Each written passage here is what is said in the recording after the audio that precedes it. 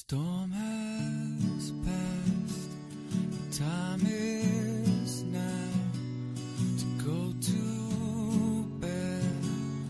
You can do it somehow.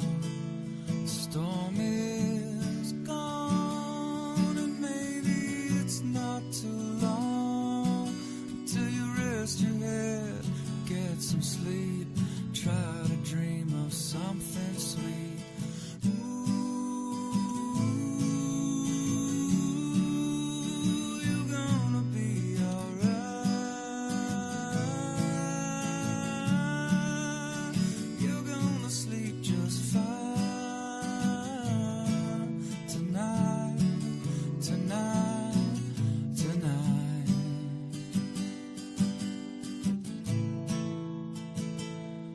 Thunder's gone, the rain is coming down. If you look up to the sky, you see things are clearing now. Everything is gonna be okay, even when it's not. All storms pass eventually. Know you have a lot. You got me, you got mom, got all the things that you've become. Me, you got mom, got a loving home where you're from. You got me, you got mom. So love your family, you only get one, only get one. Storm has passed, the time is now to go to bed. You can do it somehow. Storm is gone, maybe it's not too long until you rest your head and get some sleep. Try to dream of something sweet.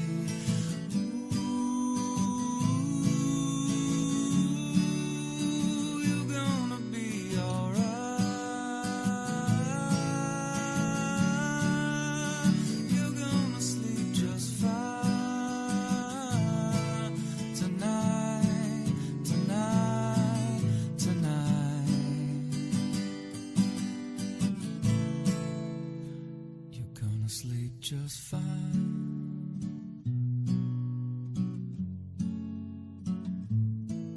Tonight,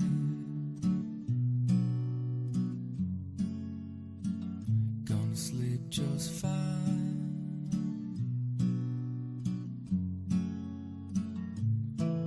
Tonight,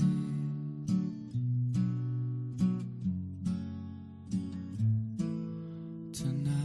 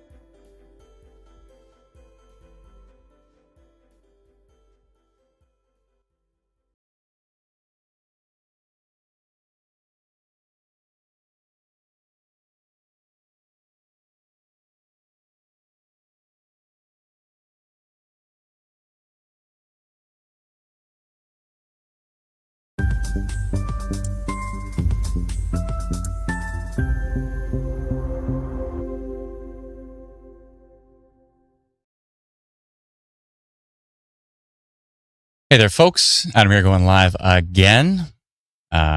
We've been at it for a while now, and I better turn down TikTok here. I got TikTok going again. I got Twitch, YouTube, Manitoba Stormwatch on Facebook. Eventually, potentially later, get into the Alberta Stormwatch as well, too. Hopefully we can fix that for the Facebook live stream. It was problematic earlier, or yesterday, for that matter. But yeah, we've got another risk today. I might not be able to stream the entire event, but I'm going to try to stream as long as I can. There's a lot of stuff my wife needs help with. And I've been live streaming the last, I don't know, how many days straight? 5, 6, something like that. I think we missed one day, and then there was pretty much every other day we were live streaming. So, yeah, I may need to help with some things this evening. But we'll see. Well, I'll try to go as long as I can. I'll see how long I can live stream for. There's a tornado watch in Manitoba. So there's that. That's a big reason why going live, of course. It just goes right up to the Winnipeg border. You can see literally cuts the outside of town line. It's basically Environment Canada has pushed the tornado risk right up to Winnipeg, but they haven't included Winnipeg in it yet. Yes. Discord, thank you. Thank you.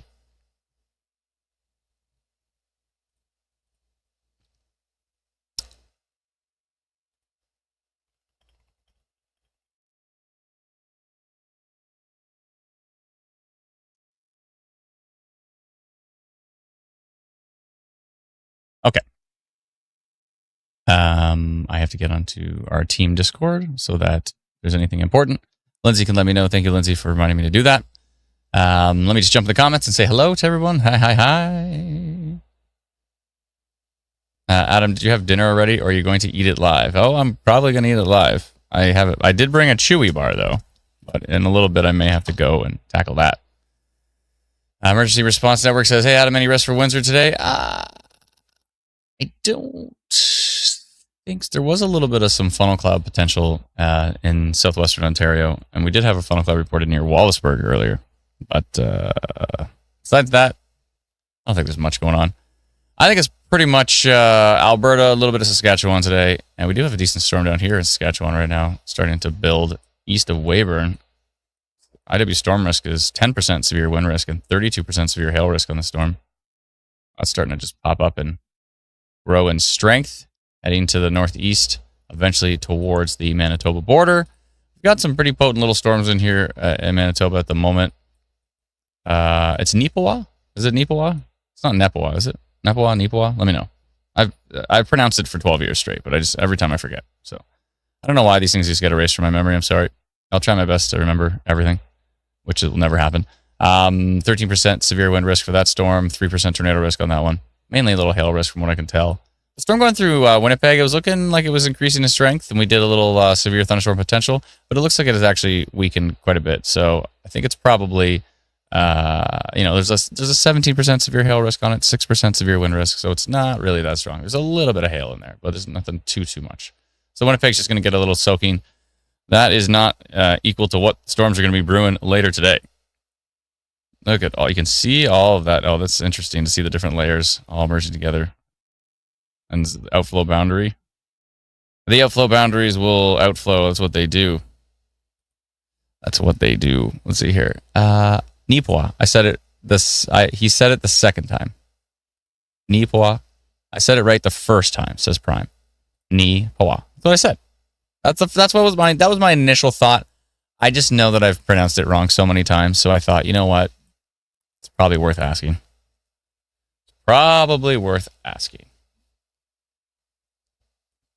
Neepawa. That's right. That's what I thought. Okay, good. Little isolated supercells up here northwest of Dauphin as well.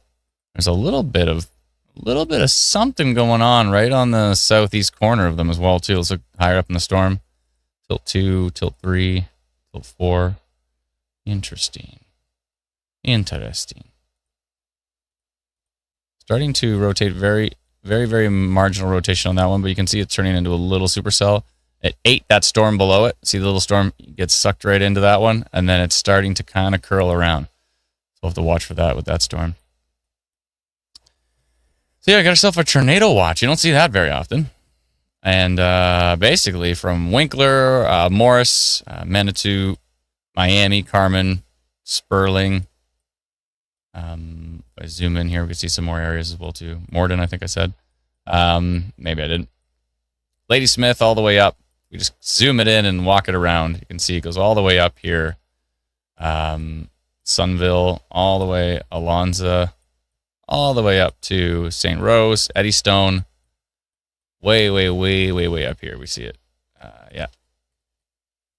So quite a far north push of that tornado watch. Very skinny and very tall.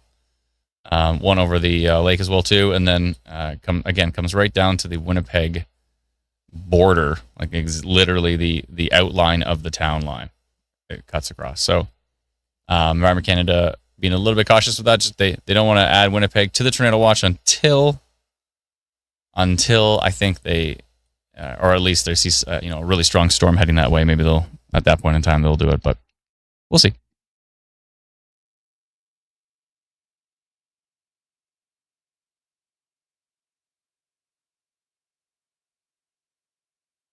Justine's asking about spotter streams. We were thinking about, I think it would be beneficial on the stream if we were able to see like live streams from different spotters. So we've been kind of brainstorming the idea of bringing some spotters on board from across the country, and having them live stream during events. So let me know what you think about that. We're more interested in storm spotters as opposed to storm, there's like the hardcore storm chaser, which is trying to get an inch from the tornado.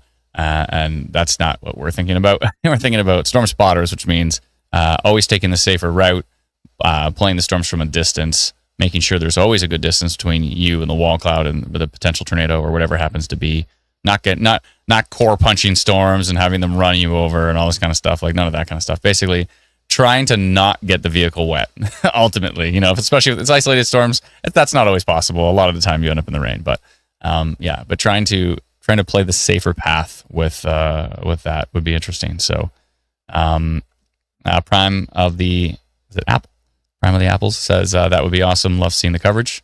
Thanks so much. Let's see here.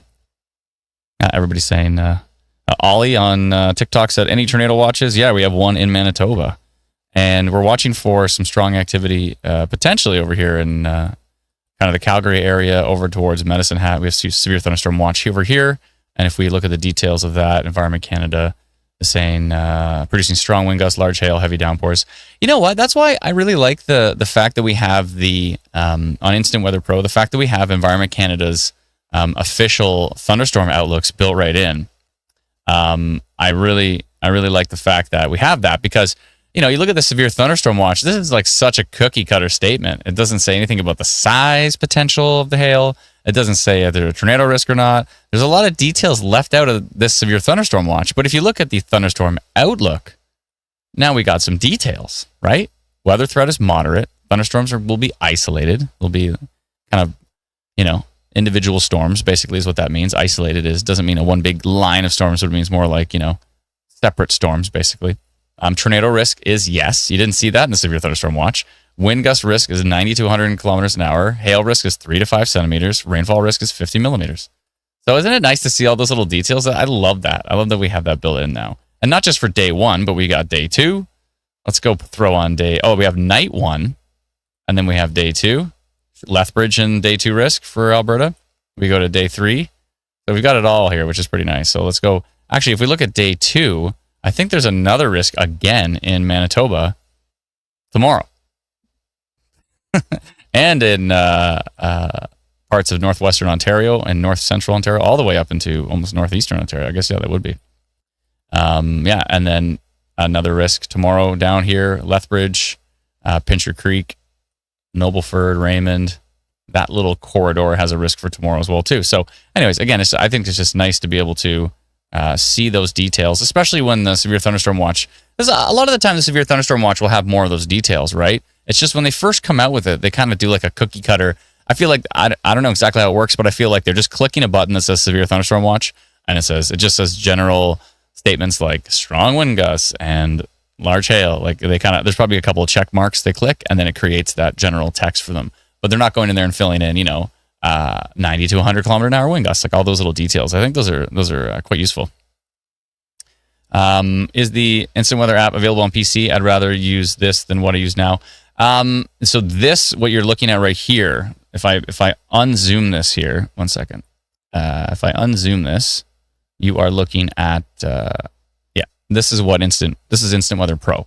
So Instant Weather Pro is available on PC because it's a website. So you can run it in Chrome on your PC, run it in Chrome on your phone, on your tablet. You can basically use it in most spaces that can run a modern web browser, which is quite useful. So, and I think it's the only Pro Radar suite that can do that with Canadian radar at this point in time. So, and again, it's the only Pro Radar suite built by Canadians. Hi, I'm a Canadian. And so that's pretty cool. But yeah, you can get Instant Weather Pro at instantweatherpro.com. I think Melissa mentioned the details to it in the comments there. Thank you, Melissa. Appreciate it. So it's like $99 for the year. It works out to $8 something a month. And I think it's the best Pro Radar suite in Canada, built by Canadians for Canadians. We also cover the U.S. as well too, for everybody who there's a lot of action down in the U.S. in more ways than one, but there's a lot of action for storms for sure. And when weather in Canada is boring, it's nice to take a virtual trip down south and see what's going on down there, because there can be some pretty catastrophic events, from flooding to 1,200 tornadoes a year, hurricanes, you name it. So we cover all the U.S. with Instant Weather Pro, all the U.S. radars there. You can see them all. And another great thing is that you can swipe back and forth. So if I take a look at this Winnipeg storm here, and I swipe back and forth between rain and wind, rain, wind, rain, wind. It's nice to be able to look at it to see, are any of these winds getting to the severe levels? Like, you can zoom right into street level. Now, when you see something like this here, you would think this might be severe or getting close to it here, this 86.4 kilometers an hour. But I think that's actually noise. And that's why that swiping tool is useful, because you're like, it's kind of on the very backside of the storm. There's barely any precipitation there. It's kind of right in the middle of town. There's probably some buildings there, actually. If I zoom in, let's get right to street level here. And then if we do the right mouse click, we can tilt the camera. And let's see, do we have any buildings here? Where's down? I gotta find downtown Winnipeg here. Go find downtown Winnipeg. 1 second here. Oh, I gotta do it north. There we go. All right, let's see. Yeah, right here. This looks downtowny. This looks pretty good. All right, let's do this and let's tilt the camera here. There we go. Now we've got some buildings. Now we've got there. So you can go right to street level if you want, which is pretty cool. Actually, this would be good for, like, if this was like in your car and this was your driving map, that would actually look pretty sweet. Anywho, getting off topic. Let's get back to the storms. So it's nice you can go all the way down to street level with that. It's pretty sweet. Oh, I was turned right around. My bad. Good thing there's a button that puts me right back in a position. Cool. Yeah, that Nipawa storm still looking pretty decent. 65% total severe risk on it. 46% severe hail risk. So it was mainly a hail risk with that cell. But right now the hail doesn't look too wild, but it's probably looking a little stronger up top in the storm, and that's why we're getting those stronger values. Also, the environment is just ridiculous. If you've heard of the violent tornado parameter, the VTP, the VTP right now in southern Manitoba is, drum roll please,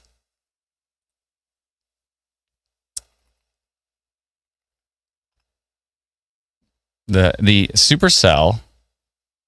I can probably show you this. The supercell is a 16 and the VTP is a 5. Well, there was a tornado risk in Ontario last night. The VTP was only a 2. And when the VTP is at least a 2, then we're like, okay, we're getting somewhere here. And right now we have it at a 5. It was earlier it was a 7. It's gone down to a little bit to a 5. But overall, the tornadic environment is most certainly there.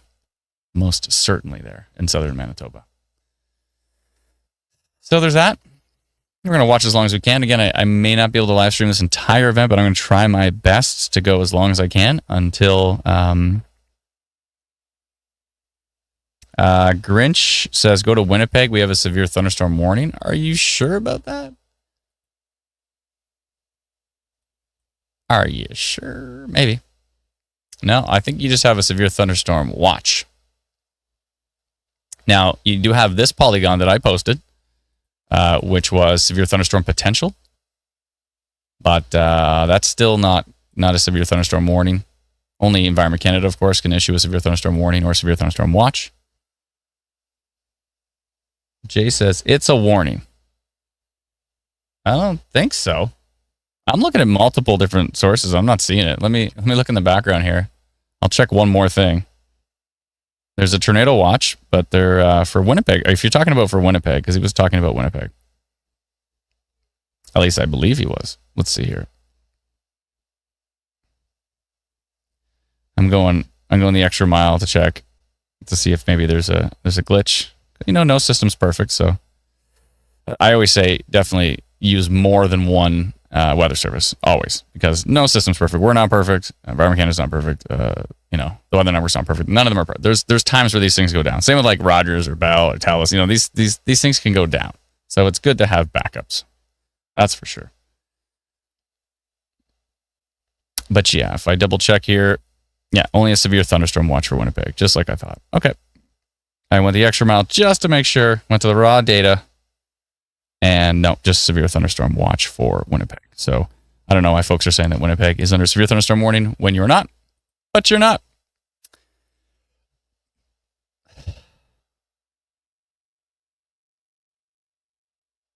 Ashley says, it's a watch on my Environment Canada. Yeah, that's what I said. The only thing that's there is a severe thunderstorm watch. And again, there's a custom polygon from us with that storm that was moving in as it was starting to increase in intensity. And we did severe thunderstorm potential. But it looks like it has stayed below the severe thunderstorm threshold. So that's good. Just wanted to give Winnipeg a heads up, really, that storm was incoming. Mm-hmm.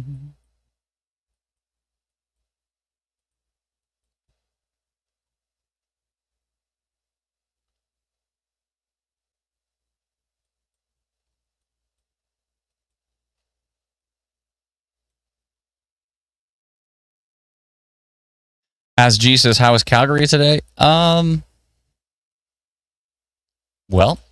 could get interesting.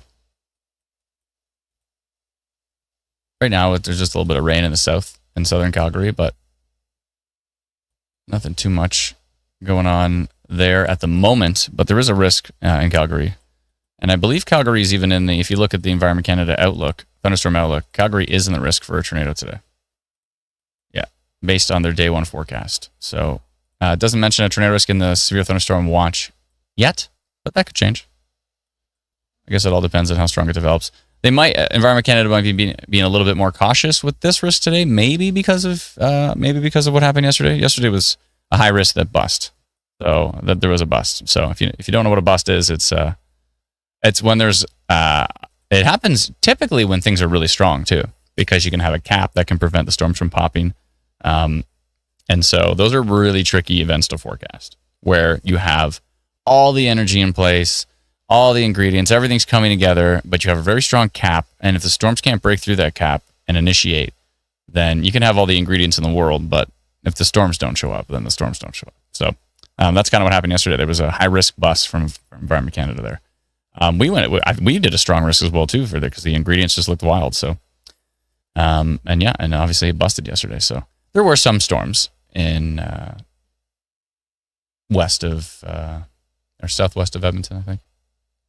Yeah, there were some storms we were watching, but ultimately they were not that impressive. Let's see here. Amazing Person 3409 says the surface-based cape over 5,000 along the Saskatchewan-Manitoba border. Wow. 5,000 cape. Yeah, 5,000 cape right now. Convective available potential energy. Basically, storm energy. How much storm energy, you say? Most of the time, we got somewhere between 500 and maybe a couple thousand. Sometimes, in strong events, we get up to 3,000-ish, maybe 4,000. Right now, we've got 5,000. 5,000 is a lot. That's a lot of juice. So, we watch and we wait.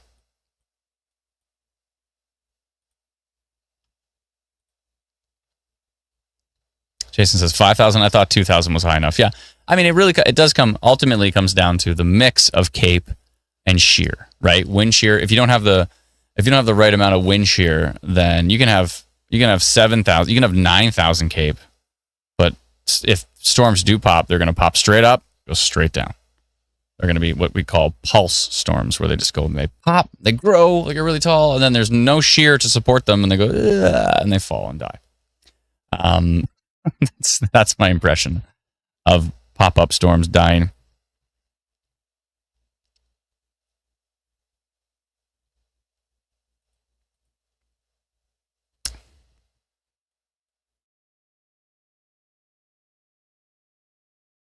Kurt says, is there a way to upload a photo or send you one to confirm if a funnel cloud was over Winnipeg? Yeah, Kurt, actually send it to I see you're on Facebook. Join our Facebook group. It's called Manitoba Storm Reports. If you're not on there, search for it. Manitoba Storm Reports. Pretty please. Share that photo on there, and we'll take a peek at it. Let me know as soon as you submitted it, and then I'll go and approve it and review it. Tori says, what's happening for Alberta today and where? The main Alberta risk you can see in the kind of yellow blobby outline, and you can also see in the so that big yellow blob, and then you can see the big sharp yellow outline is the severe thunderstorm watch today. So the severe thunderstorm watch is a little bit different from their forecast. It's nice to be able to compare Environment Canada's forecast with their actual watch area to see if things have shifted a bit. But Calgary down to Medicine Hat, Brooks as well, of course, Strathmore, Drumheller, Hanna, Three Hills, Cochrane areas, all the way up to Airdrie, of course. It gets cut off before Red Deer, and there's nothing exciting for Edmonton, at least at this point. A little bit of rain. Some rain up in Edmonton, but that's about it at this point.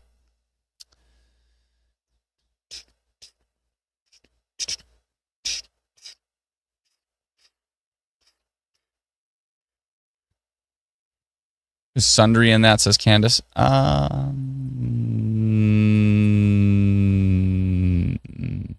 Yes. Just barely. You're in the top left corner of this severe thunderstorm watch. And this whole severe thunderstorm watch, if you look at the details of it, again, the more of the basic details, the more of the generalized details. But if you are on Instant Weather Pro, by the way, and you go to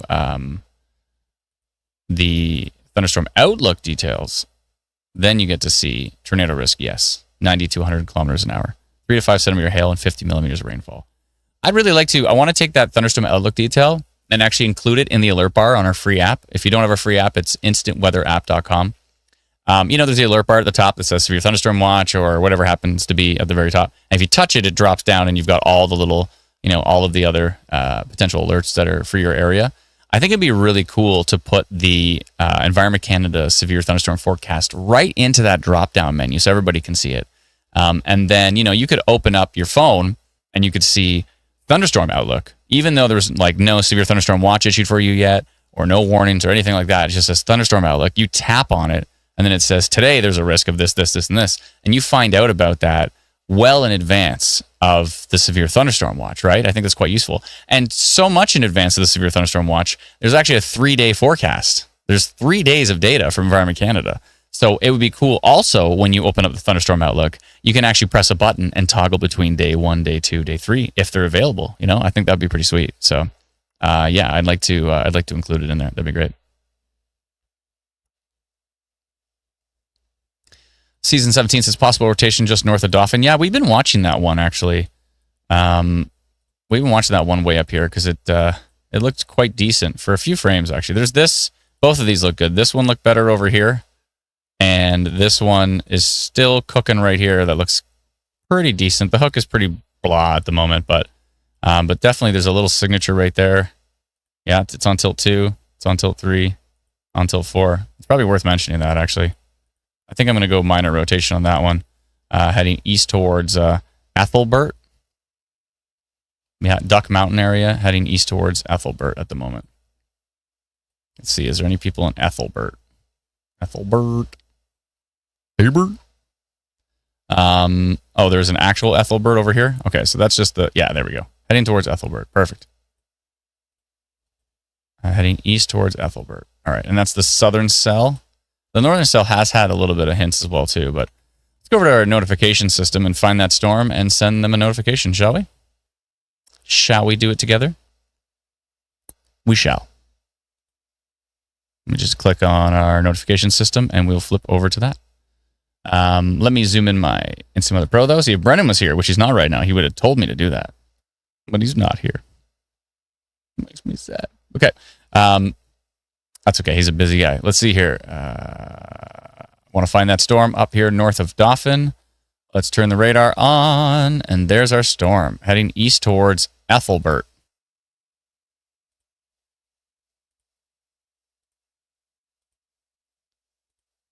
Perfect.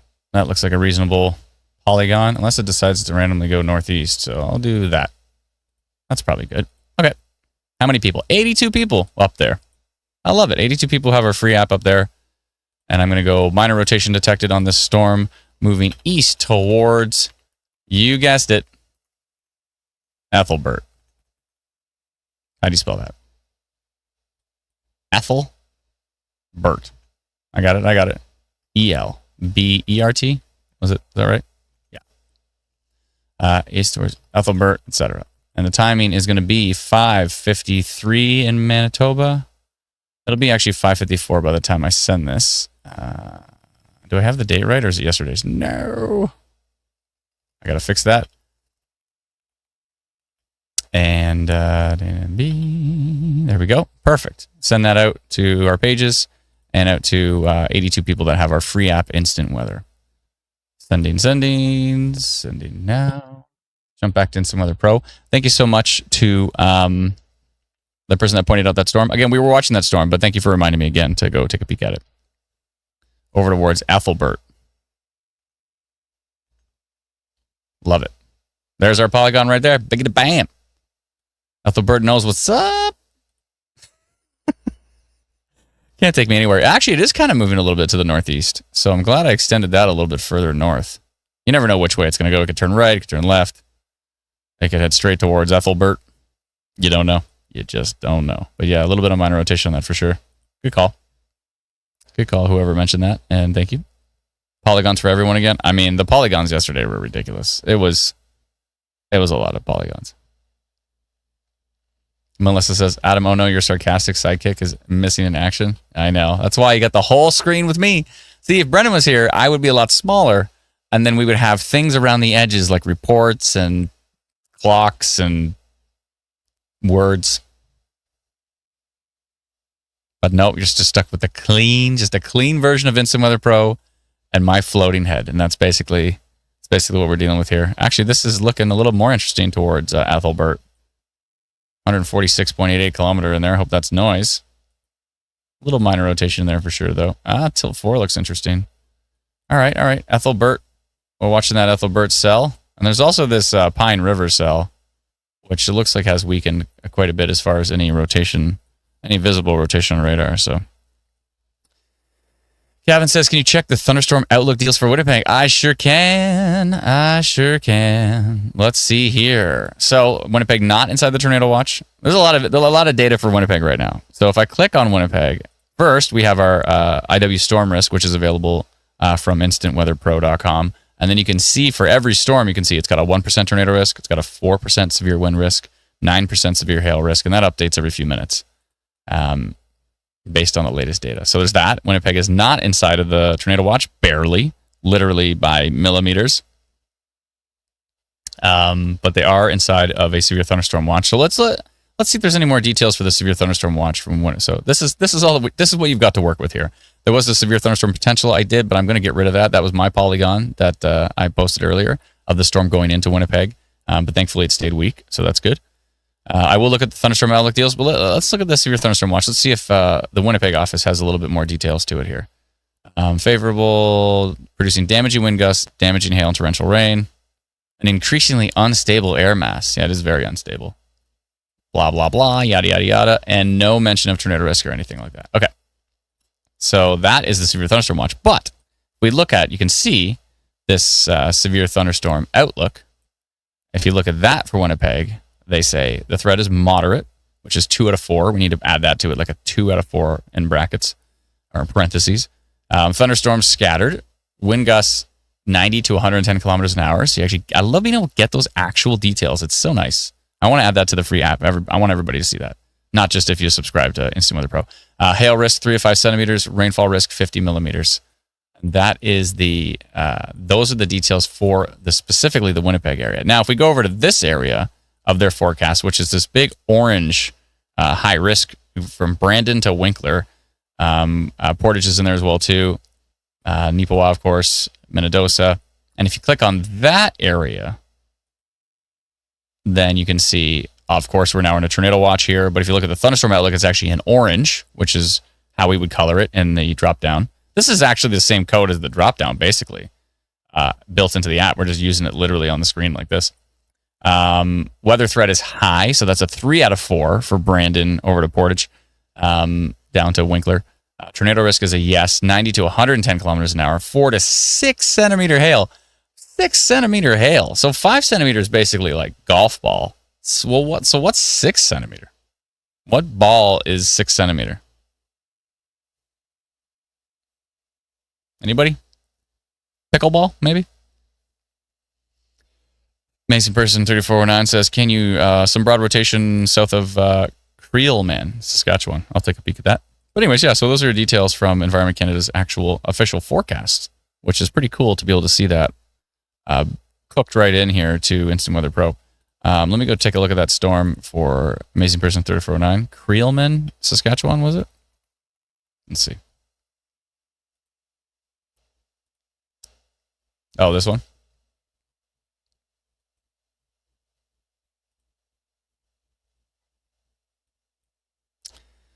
A little bit, yeah. Depending on which radar you're looking at. They're about equal distance to the storm. Probably Regina's a little closer. Bethune is a little closer. 1% tornado risk on it. Let's see here. Yeah, there's a little something. Yep. I can see it. Kind of wrapping up, right? Excuse me. It's kind of tightening up down here in the southwest. That's worth keeping an eye on. Thank you, Amazing Person. Keep an eye on that. Tennis ball is 6 centimeters. Dang. Tennis ball hail. Cooked right into the Environment Canada risk map here. Now, you might have noticed it seems like the tornado watch got buried. But when it reloads the polygon, sometimes it puts the tornado watch below the severe thunderstorm watch. We have to. I built the whole hierarchy of what should be on top polygon wise, and we just have to add that to the system. So it's got to get that. If you just hit refresh, the tornado watch will be back on top probably.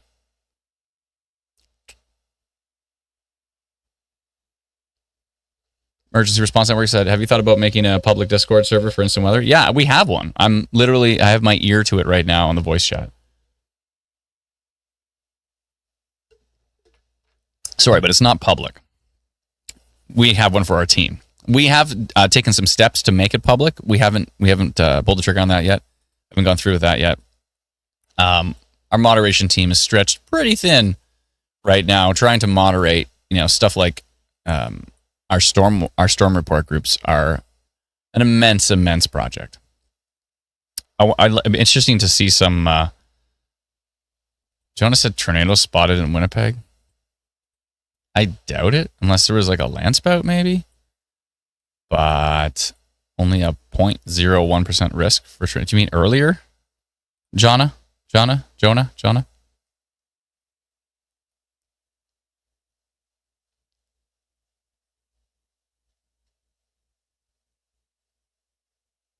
I see. So he said tornado in Winnipeg. So yeah, this is obviously spam. Donna, can you send us a photo? Because there's not even a storm in Winnipeg right now. The storms are to the northeast of Winnipeg.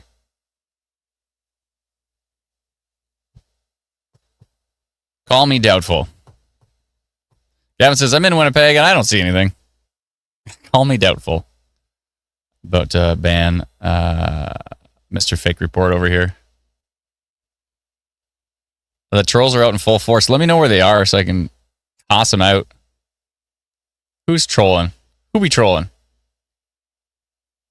Do you mean the gentleman who just said that there was a tornado in Winnipeg? Maybe that's what he meant. But maybe there was someone else? Oh, I see. Someone literally had the name I Hate Melissa B13 and they were removed. Oh my goodness, what is wrong with people? Please stop. It's ridiculous. Melissa B13 is great. Thanks, Response Network. Appreciate it. Bro, I'm serious. Okay, well, you're on Facebook, Jonna. So can you send a report? Did you take a photo or a short video? If it was safe to do so, can you send a report over to Manitoba Storm Reports? It's our Facebook group. If you can submit that, then I will take a gander at it.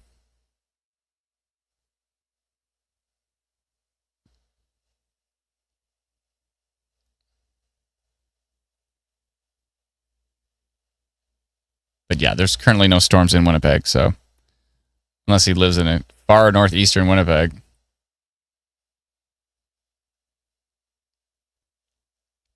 Earth says, will Winnipeg get hit by a tornado? We'll have to see what happens with these storms later on. There is a little bit of a risk, but currently the tornado watch, if it makes you feel any better, is just on the just west of Winnipeg.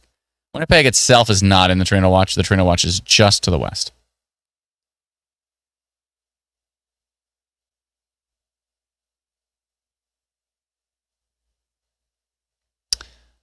Jonah says, it was a funnel cloud. Okay, did you take a photo of it by any chance?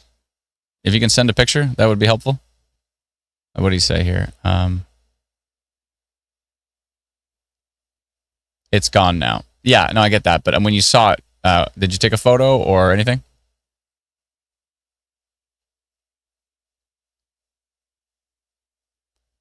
He says, my bad. It was just a funnel cloud. Yeah, a funnel cloud and tornado are two totally different things. Funnel cloud means it's not touching the ground. A tornado means it's touching the ground. If it's touching the ground, it's a tornado. If it's not touching the ground, it's just a funnel cloud.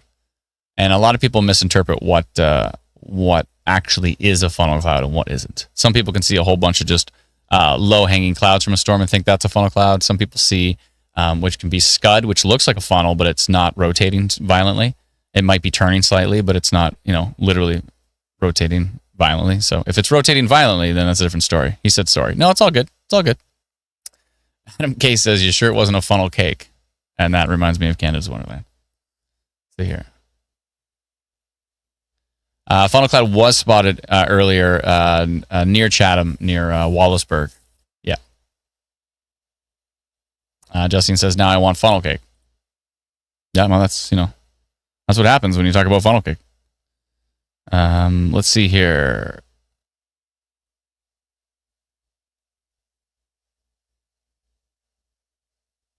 Winnipeg Cop Watch says, just on TikTok says, just got home, out again tonight, no rain here. Yeah, there could be some strong storms there later though, so be safe, please.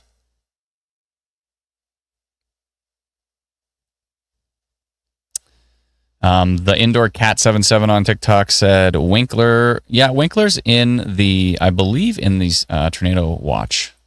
Yeah, Winkler's in the tornado watch and the high risk from Environment Canada. So things could get pretty interesting later today here if the storms develop, which the models look like they're going to pop. We'll see. We'll see.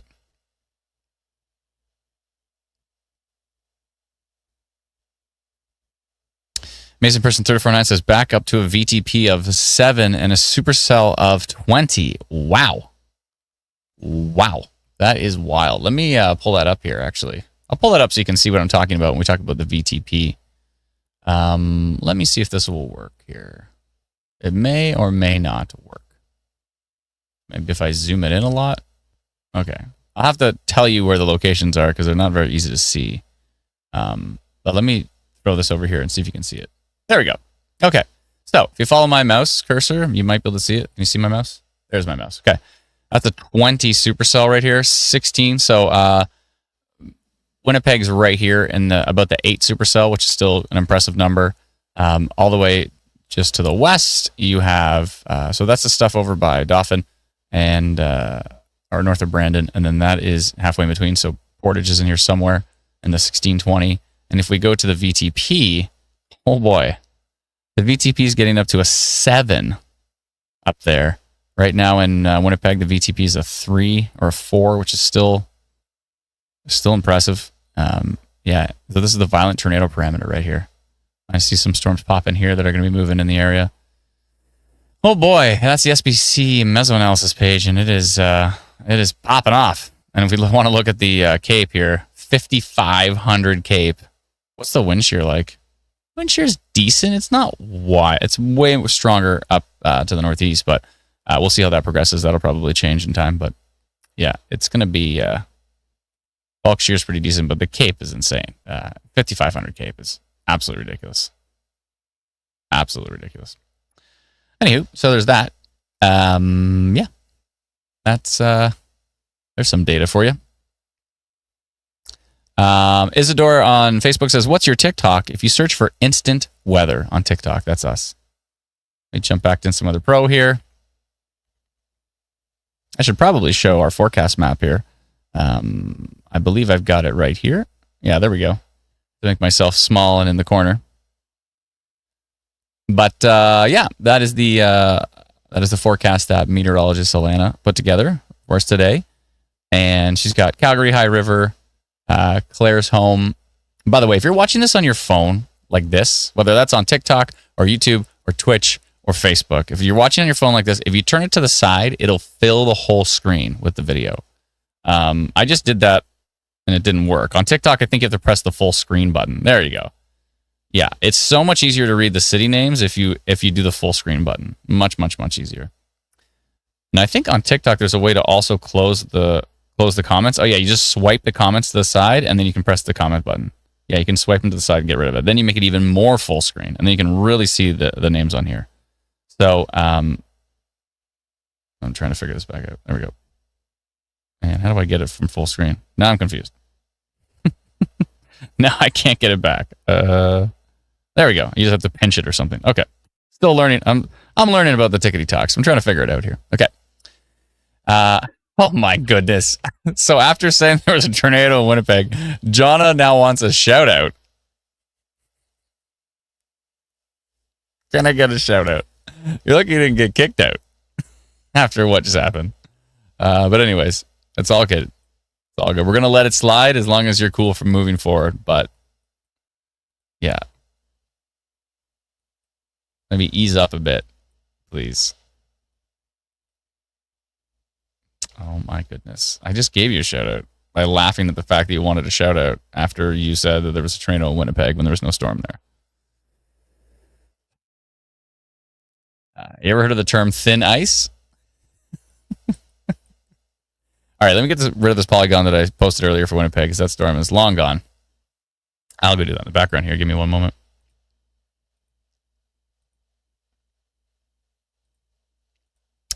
Okay. All right, that looks good.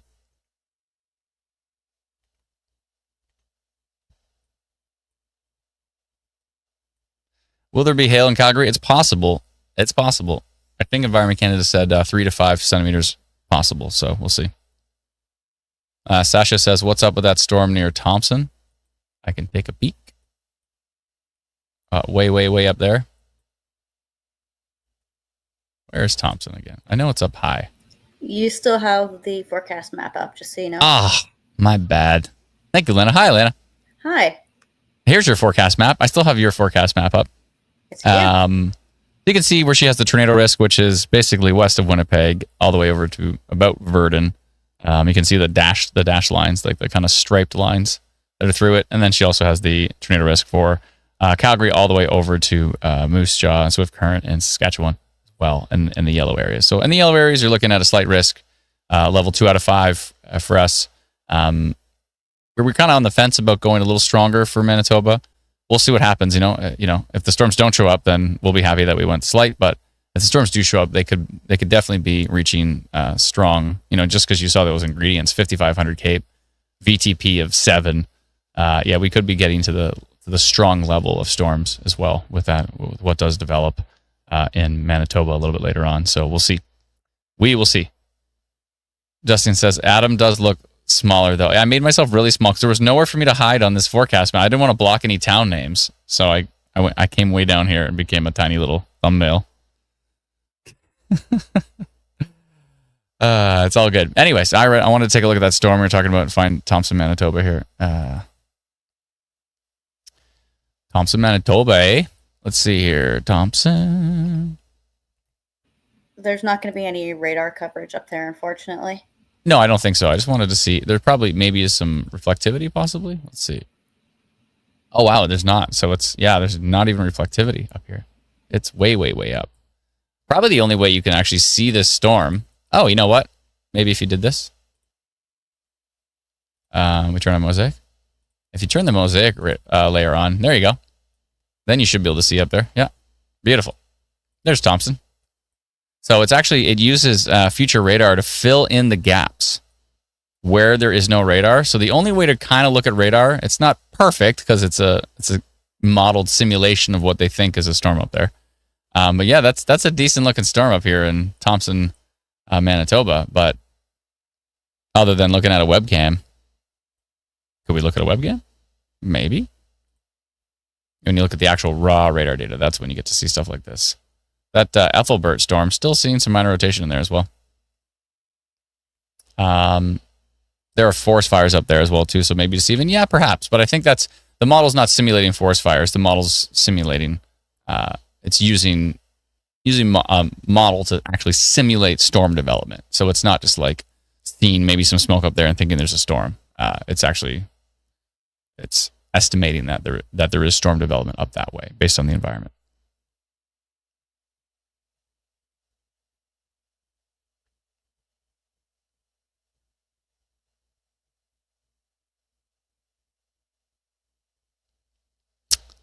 Squall says, on the Instant Weather website, when you press the list at the top of the website, there is no Quebec. Yeah, we're going to be adding Quebec to that for sure. It's not there right now. That is part of our very long to-do list. But yeah, if you want weather for Quebec, you have two options. One is to follow Instant Weather Quebec on Facebook, and the other is to download our free app. And you can get it at instantweatherapp.com, and then it works worldwide, but with a lot of detail in Canada.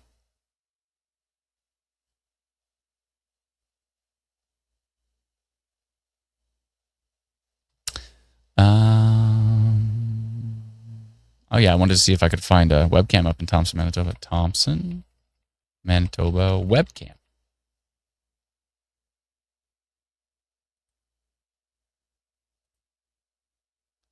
Let's see here. Search for Thompson.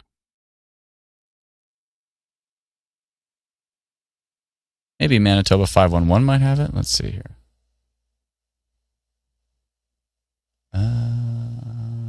Cameras?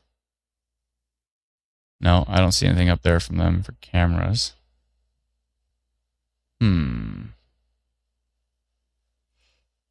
Excuse me. Just looking in the background for any webcams way up there in Thompson, Manitoba. I don't know if there is any. Nope. Not seeing much up there. That's too bad. It'd be nice if anybody knows about a webcam up there. That'd be sweet. Justin says, wow, I thought we would have radar up there. No, radars are basically distributed based on population density. There's just not a lot of population density up in northern Manitoba. Most of it's to the south. I think you need to hit a certain population density threshold for them to put a radar up there.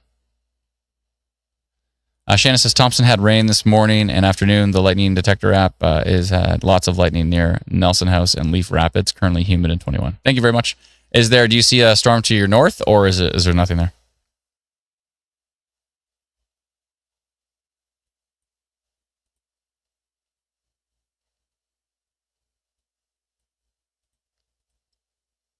Melissa B13's on the ball. Sophie on TikTok says, can you do Calgary? Yep, we've been talking about Calgary and the potential over here as well. Right now, there's just some rain in the south. Nothing too exciting. Nothing too exciting over here at the moment. We're waiting for storms to kind of develop this afternoon to the evening.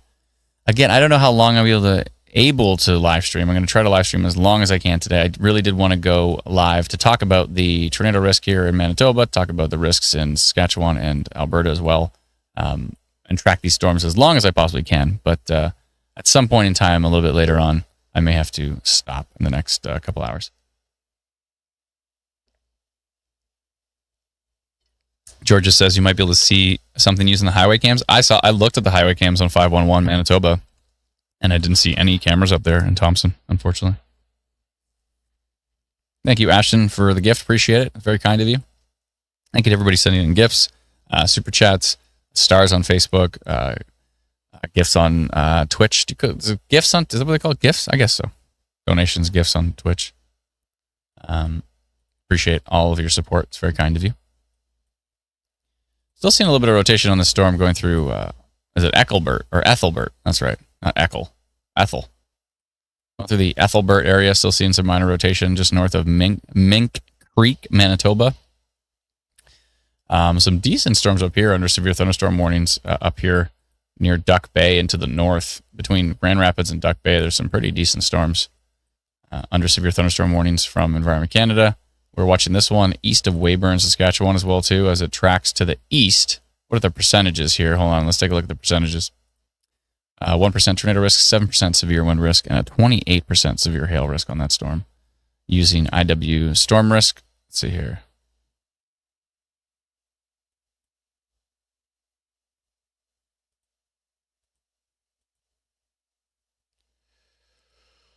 Oh, excuse me. Excuse me. That's my first yawn of the day. And it won't be my last. I'll tell you that much.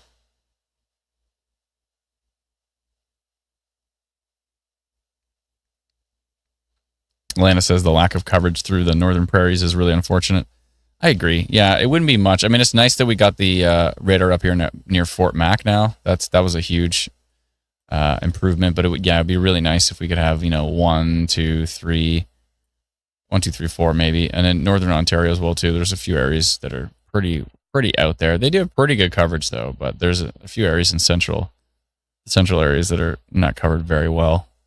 And then you have areas like Northwest Territories and stuff. It'd be nice to have one up there. You know what would have been cool is if we could have taken the old radars, right? Instead of throwing the old radars out, whatever ended up happening to them, I'm not sure. We could have taken the old radars and stuck them in places.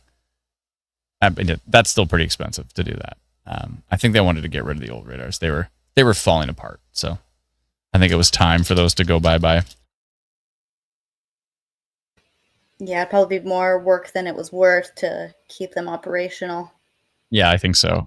They were going to, I think Dr. Sills talked about maybe buying one and putting it at, before they threw it out, actually purchasing one from Environment Canada and putting it at Western University. I thought that would be cool. It'd be nice to have one in London. Yep. Well, that way they could do some testing with it too, right? Yeah, exactly. Well, they do have a test station. It's in Edgar, Ontario, I think. That's where they test kind of the new any new like radar scan strategies or like they test new technicians to be able to fix the radars. And I'd love that one because that one's so close to Barrie. I'd been like, can you please just like turn that? If there was like a big event, I'm like, can you please just like turn that radar on? Just turn it on for like just let the feed go for like one day because we know there's going to be really bad storms near Barrie. That would be super helpful. But what can you do? King City really close though. I do, but it's look at the difference between Edgar, Ontario and Barrie to King City and Barrie. It's like true. It's like night and day. It's almost too close, where you get like too close to radar and it's hard to. It's actually looking underneath the storm. You can't actually see the readings very well. It's almost that close, but I'm okay with that. Like a super super close radar would it be very very very detailed. It'd be nice. So yeah. Anyways, Lillian on TikTok says yawns are too contagious. I know they are for sure. I'm gonna eat one of my kids' Chewy bars because I can. My Chewy bar.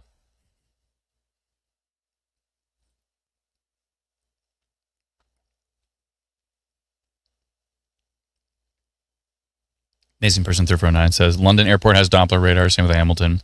Yeah, but I think they're just for plane locations. They're set up differently. That's what I've heard because I inquired about the one at Pearson too. I was like, oh, it'd be nice to have that radar, but it's not really. They're not really set up for weather. They're more set up for like tracking the planes. They're set up in a completely different way. So it's more of plane location tracking for the air traffic controller. It's not your classic setup for velocity and reflectivity and checking for storms. I think it's mainly for planes. I could be wrong though, but I'm pretty sure it's mainly for planes. I think Dr. Sills looked into it.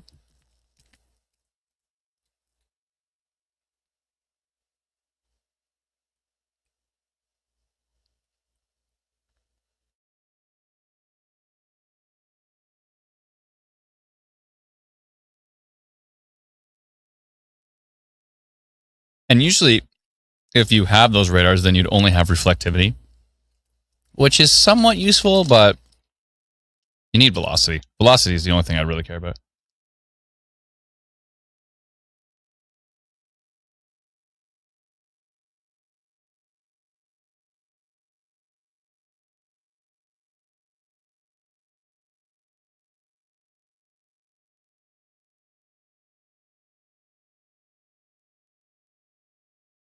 Miss Esri, that would be great. Esri says I could ask a friend. He used to be a controller at the London airport. Please do.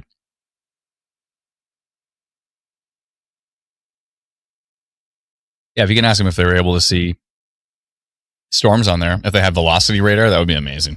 If we could get access to that, would be brilliant. I'd love to have radar. I'm going to message Dave right now. I'm always on the stream messaging Dave. Someone said there is Doppler at London and what was the other one? Hamilton. Airports. Is that just for plane tracking or does it have weather?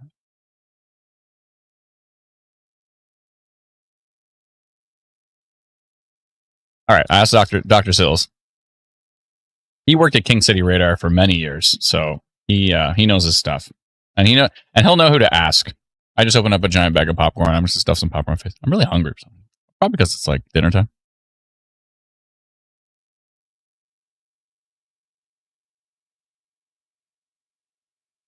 You know what I gotta get? I gotta get a big classic popcorn bowl, with like the stripes in it. And then every time I'm watching radar, I just pull out the big bowl of popcorn and I'm just like, I'm just sitting here eating popcorn, watching the storms develop. That'd be funny. Jack says, Richer is looking bad. Is it Richer? Richer? I think so. Richer, Manitoba.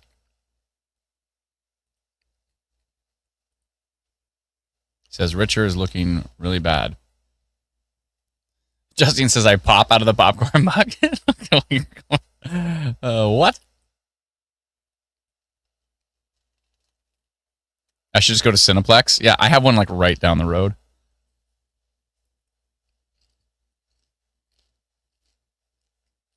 They do make good popcorn. I like this stuff though.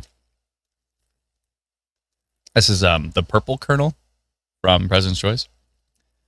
They're not the sponsor of this live stream yet.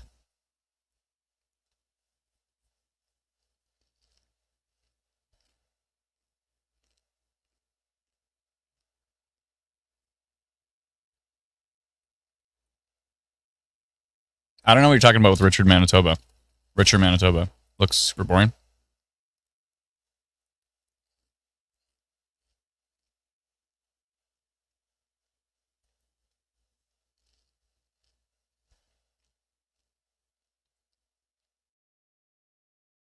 What did we see at Cineplex recently? We just went and saw something. Oh, the new Jurassic Park. That was cool. I'm disappointed they already took it out of the drive-in here. I didn't get a chance to go see it. What? That's so... What? It's such a drive-in movie. Why the heck? Oh, actually, no, sorry. I lied. It's still playing. Okay, I was about to say, there's no way. That'd be wild. It's like the movie of the summer to see at the drive-in. No way.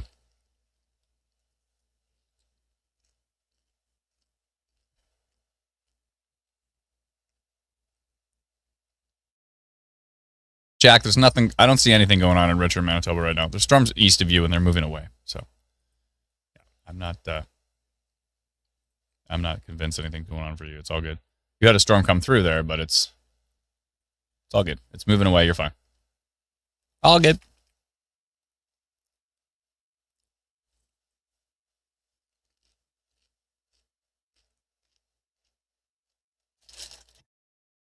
Yeah, I gotta stop eating this or I'll just keep eating it forever.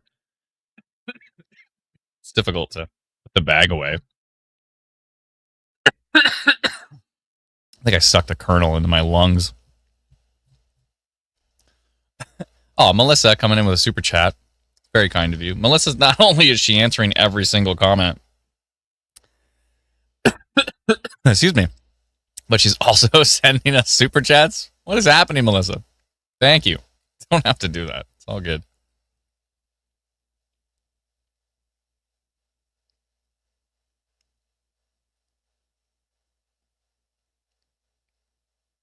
Adam says the chasers in North Dakota are having some difficulties. They may not cross this evening. Oh.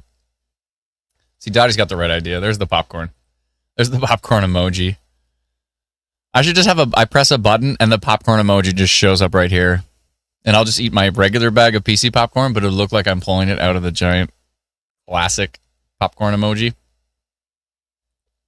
River rotation has really picked up on the keyword Saskatchewan storm looking from the North Dakota radar. Thank you. Appreciate it. From KMBX.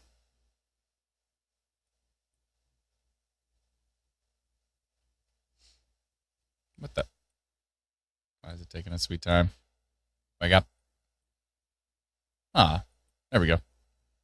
All right, let's see here.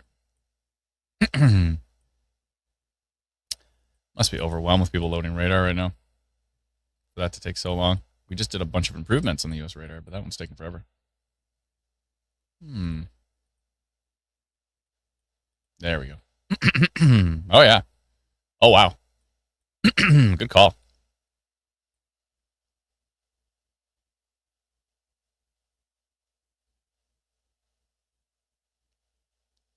Yeah, that's looking pretty grumpy. Justine with a super chat for the popcorn bucket. The big one that I can pop out of. What are we at here now? Only 1% tornado risk with 10% severe wind risk on that cell. What is going on with US radar right now?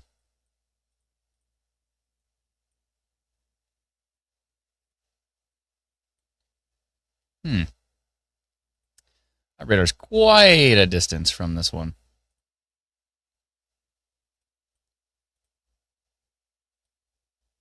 Yeah, that storm's starting to pick it up for sure, especially up high.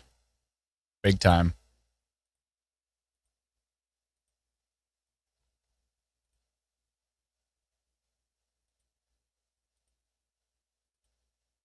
Yeah, showing up on the higher tilts from Bethune radar as well too. Yeah, definitely. It's under severe thunderstorm warning now, which is good to see. All right, we continue to watch. Storm north of Dauphin is still looking interesting. Actually has a couple of areas of minor rotation. East of Ethelbert and west of Ethelbert again.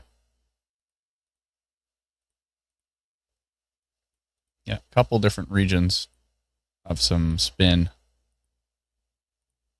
Huh. All right, we continue to watch. That's what we do. We watch these storms. We sit here. Jack says, can a tornado happen? Of course a tornado can happen. We do have a tornado watch in place from Environment Canada. And we're watching closely. See what's going on here. These storms, they do like to ebb and flow. As you can see, this place called Ebb and Flow, Manitoba here. That was painful. Thank you. You're welcome. Thank you. That's all I do is look at town names and try to figure out how to make them horrible jokes. Let's see. JDM on TikTok says, how is Morden, Manitoba? How is it? I mean, it's down here somewhere. Where did it go? Morden. Where did Morden go? I've covered so many Morden storms. Yeah, go south. It's right next to Winkler. Ah, perfect. Thank you. Morden. A little bit of population there in Morden. Tell by the streets. How's it doing right now? It's totally fine right now. You're under a tornado watch, so watch for the warnings. Ebb and Flow, that's a name, says Justine. Yeah, it turns out it's actually a place right here. Ebb and Flow. It's east of Dauphin. Let's see, is there anybody there? There actually is people there. There's something going on there. There's some buildings. And this is literally Ebb and Flow School. Right near Sucker Creek for some reason. Sucker Creek. Okay. There's a general store in Ebb and Flow. Arena Road. So there's probably a hockey arena. Seems like what you do out in Ebb and Flow, Manitoba. You got your fire hall here. Yeah. They got something going on. Ebb and Flow First Nation here. Nice building. Arena Road. So there must be an arena somewhere. That's what I'm guessing. I'm guessing somewhere on Arena Road is an arena. Look, you've got quite a bit of population actually. Houses in different places all the way down. Church Road, Arena Road. Pretty classic little town in northern Manitoba, or central Manitoba actually. Ebb and Flow is actually definitely inside the tornado watch. Okay. Ebb and Flow, Manitoba. So we Miss Esri says, I was going to say. Do you want to read it? You can read it if you want. No, you go ahead. All right. Radar answer. The airport radar doesn't actually pick up rain or motion of weather. It's attenuated for larger targets. Exactly. The radar used for the weather comes from the Exeter radar for this area. It has Doppler, yada, yada, of course. If they tuned it for weather, it would pick up too much of what we call clutter. Exactly. The Canadian radars already have enough clutter, but if they tuned it for weather, it would be even more cluttered for them. They're trying to pick up airplanes and helicopters and drones, maybe. I don't know if drones even show up on that, but yeah, exactly. That makes sense. Yeah, and that's what I heard about earlier as well, too. I heard that it was no good for the purposes of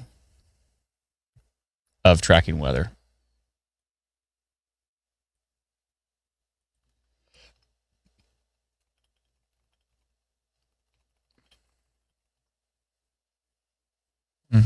I just sent it to Dave and said, from a former controller there, and I believe you mentioned the same thing for Pearson's radar. Yep. No dice on using that for weather. Wah, wah, wah. Now, the strange thing is in the U.S., though, like the Detroit airport has its own Doppler weather radar. And it's actually, I really love it because it's 1 minute updates. I think it's great. It's high resolution, 1 minute updates. It's got a really low angle, 0.1 degree. So it's shooting really, really close to the ground. It's actually, without this radar, there's a lot of storms, a lot of damaging windstorms that have gone through Windsor that we would not have picked up. Because even with the NextRad radar that's right over here, pointing basically straight at Windsor, and very, very close to it, one of the recent ones, only on the Detroit airport radar did it look really strong. On that other radar, it looked marginal at best, and it ended up causing wind damage in Windsor. So, yeah, we love having those lower to the ground, high resolution, rapidly refreshing radars from the Detroit airport, for example. But for some reason, with Canadian airports, they've only got the radar to cover the planes, but not their own radar to cover weather. I'm assuming the Detroit airport has two. They probably have two set up, one for planes and one for weather. I'm just my guess, but maybe.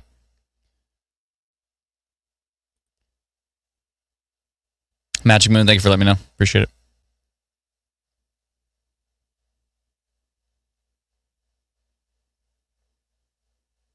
Thank you, Caitlin, for those details. Appreciate it. Those two supercells in Ethelbert, Manitoba are starting to look interesting again. Thank you.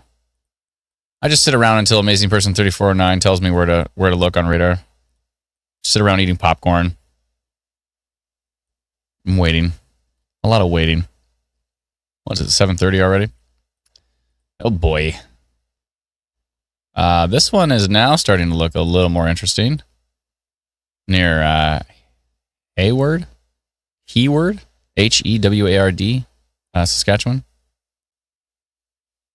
Heward, heading up towards Handsworth, Gap View, Ocean Man Stoughton here.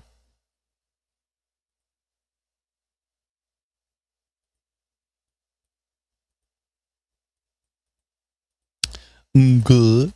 Let's look at this severe thunderstorm warning details here. Toonie size hail. Very Canadian of them. Toonie size hail. Heavy rain.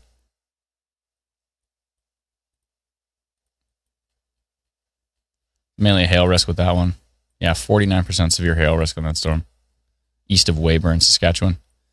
Still waiting for anything to get interesting over here in the Calgary area. Medicine Hat. Seeing a little bit of storms starting to kind of develop here. A little bit of action. We'll see how that manifests over time.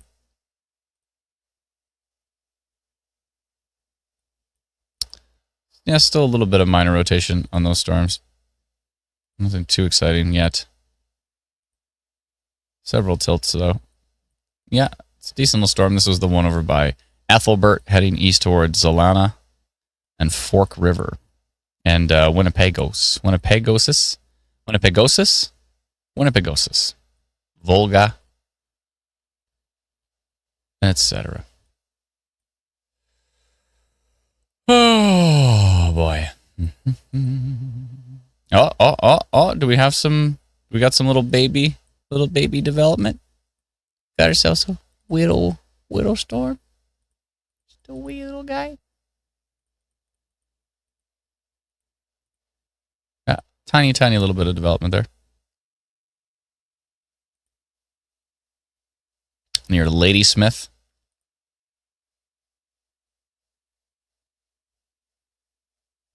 I think we're getting closer to showtime.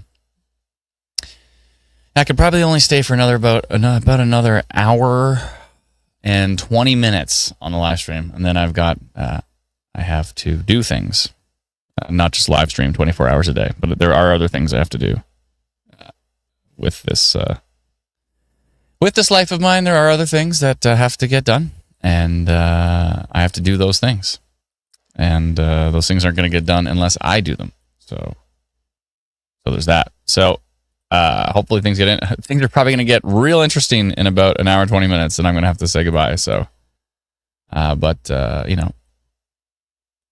how it goes. That's how it goes. Miss Esri says, once we can get an Atom clone technology, then we can have 24-hour streams. Yeah. I mean, we could do 24-hour streams if we used, if we used like a bot or something. We could do it. And then I would just jump in when things are wild.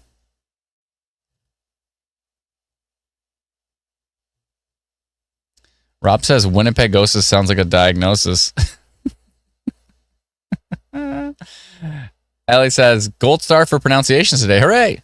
I'm learning. Dottie says laundry. No, other things. That's how the cookie crumbles. That's right. That's how it goes. Will there be any more strong, severe storms for Winnipeg? Probably. Justin says, no more AI Adam. That was scary. I never showed it. So how was it scary? You never even saw it. Oh, maybe I might have posted the audio version. That was kind of freaky. And actually, it's even better now. It's like you can't even tell. It's kind of freaky.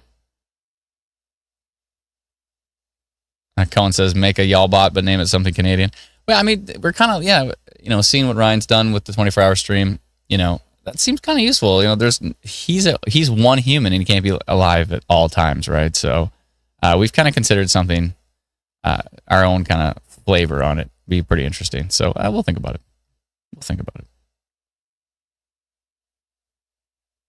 Melissa says, can we just not have AI Adam, please? Yeah, no, it wouldn't be me. It wouldn't be like, hello, there are storms and it wouldn't be the AI version of me. It'd be more something, maybe like that cute cartoon tornado or something, Something cool. Something unique. A squirrel. A weather squirrel, maybe. Timbit bot? No, we're getting sued for that for sure. Yeah, maybe like a weather squirrel. Caitlin says y'all bot is trash. No, I don't think it is. I think it's better than me. because it doesn't just start rambling about random crap. It just entirely focuses on the storms. Now, the only thing that, the bot's not going to be doing is like scanning velocity data and being like, there's a little bit of rotation here yet. A very advanced bot might be able to do that. And then eventually, like, it would literally be superior to me because it would never get off topic. It would be live 24 hours a day, I left for a couple minutes, and now you're talking about AI bots again. Yeah, just the idea of it is interesting. I like the 24-hour stream. Now, it'd be, if we could afford to do so, it would be great to have, a squad of live streamers that could fill in at different times and have different spots, like Adam on Tuesdays and Thursdays, and like to have like a whole bunch of people to be able to do that, but that is tricky and very difficult to deal with here. But Rob says we are here for being off topic. So if you like the human touch, then I can appreciate that. But it's really interesting. I mean, when you see the fact that some people don't like, when we're talking about Ryan's bot, some people don't like y'all bot, some people do like it. It's got 1 million followers already on YouTube. The bot itself has 1 million followers. So for anybody like, oh, is Ryan not live? Oh, well, I'll go check Ryan's bot, and it's like, oh yeah, there is a flash flood warning for my area. It's still getting the general information out there, which is useful. So I see some really interesting upsides to it. I can see some big downsides to it as well too. So if we ever did something like that, we'd have to do it real well. But I don't know. We'll see. We got a lot of stuff. We have a lot of other things to tackle too. We have Instant Weather Pro. We've got the Instant Weather app. We've got all the social media pages. We've got Virtual Weather as well too. There's a lot on the plate, and that's a whole nother plate. So yeah, I think we'll continue doing what we're doing right now at this point in time. Melissa says, Adam, ADHD, and getting off topic helps keep the stream less stressful and interesting. Caitlin says, Virtue Weather coming soon, trademark. Yeah, we really wanted to have it out in spring, but there's a lot of stuff got in the way. So, nothing bad. It's just schedules are hard to schedule. Back to that human problem. Schedules are tricky. So we'll get it out. We're working on it. We got the vision. We'll get it done. It's gonna come.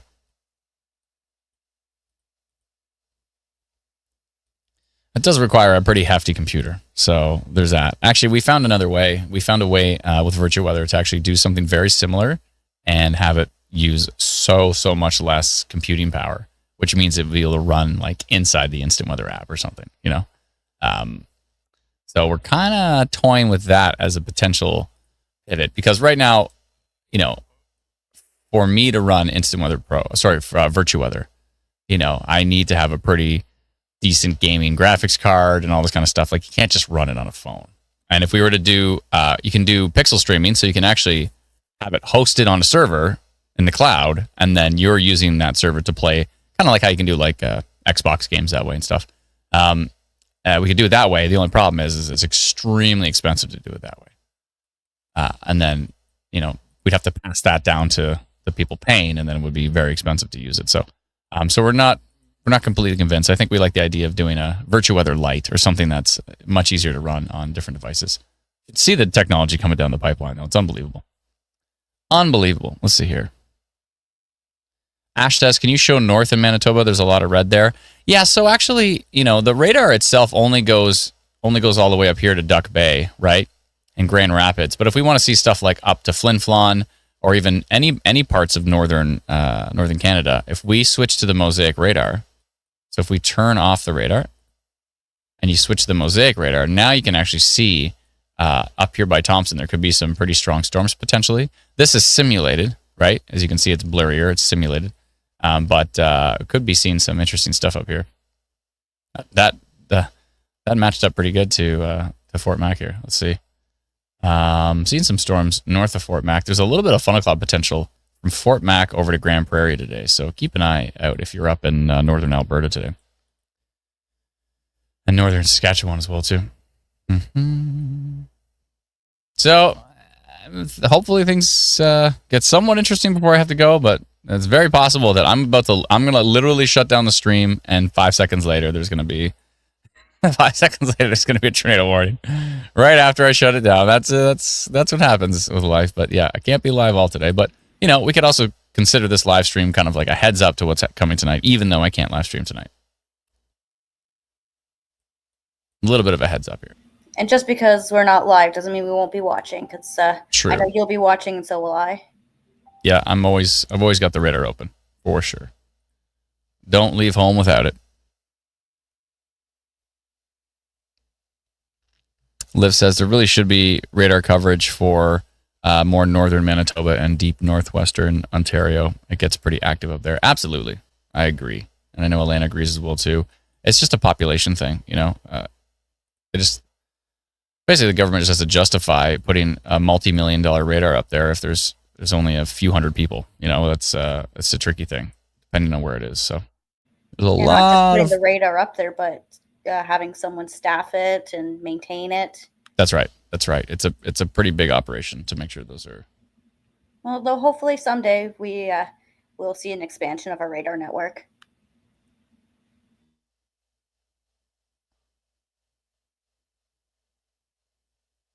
Yeah, that would be nice.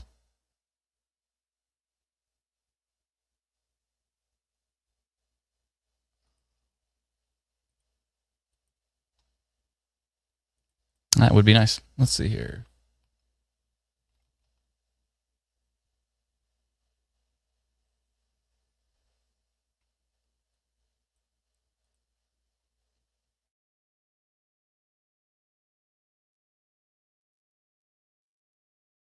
Brady says, I know Fort Mac from the show Highway Through Hell.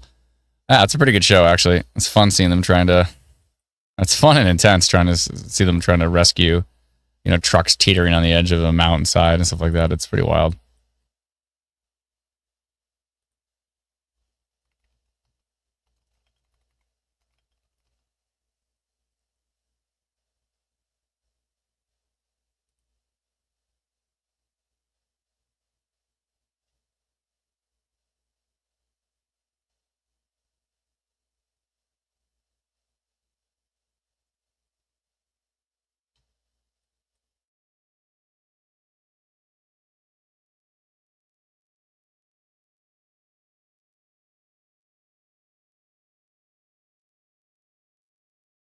All right.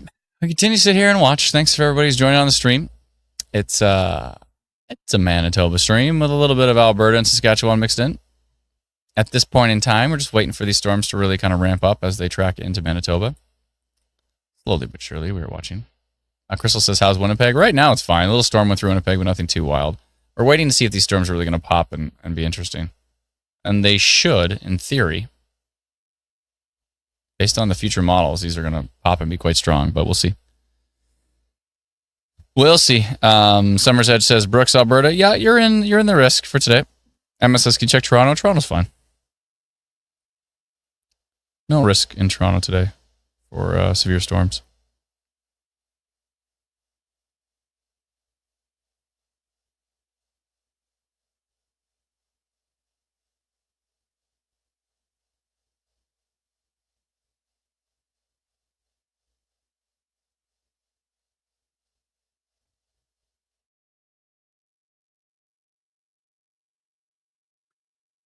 Good. Let's see here.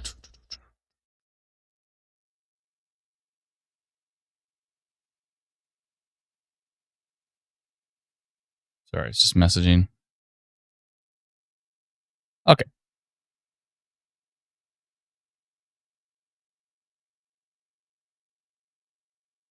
Yeah, some potentially big hail up there near Ethelbert.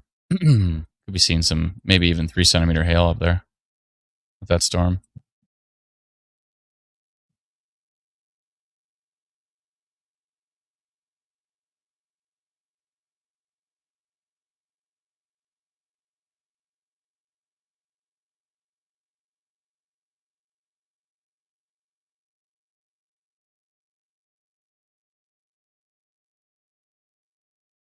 OG says, I'm listening to this while working on my 3D printed model. Cool. What are you printing?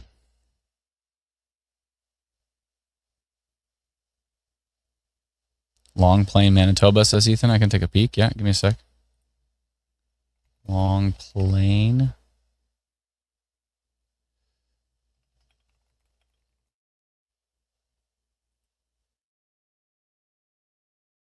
Yeah, I'm watching this little storm. Nothing going on with it right now. It's just a little baby. But we're watching him pop. We're watching. All good. For now. That could change. I'm in a watching place. In Manitoba. Huntsman says, how's the moon? Any big storms on the moon? Moon's fine. No storms on the moon. Stargate Atlantis city ship? Cool. That's a pretty sweet 3D printed thing. That's cool. Ethan says, do you think that's going to produce a tornado? No, that storm right now is not going to produce a tornado. That storm right now looks like a very weak little storm near Long Plain. Will that storm grow and intensify and maybe produce a tornado downstream? Maybe. I don't know. We'll have to see. I'll have to see what it does. Gavin says, will the cap break in the Winnipeg area? Well, there was already a storm there. But we'll have to see. And there actually is some storms brewing just southwest of Winnipeg now, near Sanford. Those are starting to pop up.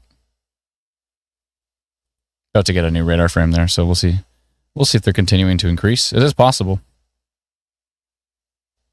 It is possible. Adam K says the atmosphere is struggling. Yeah, it's possible. We'll have to see. Who knows? There's quite a big bust yesterday.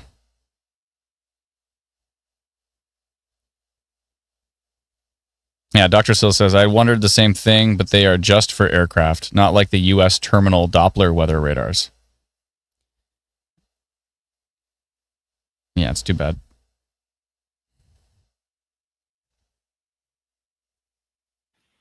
Adam, I'm going to have to step away from the stream, so All good. I'll leave you to it.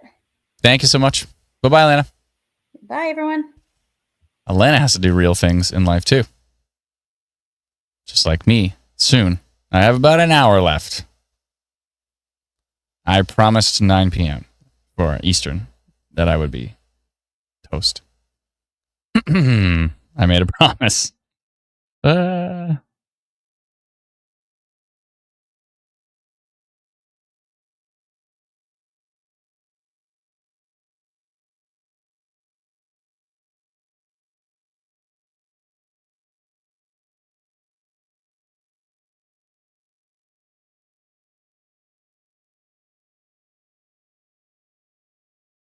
All right.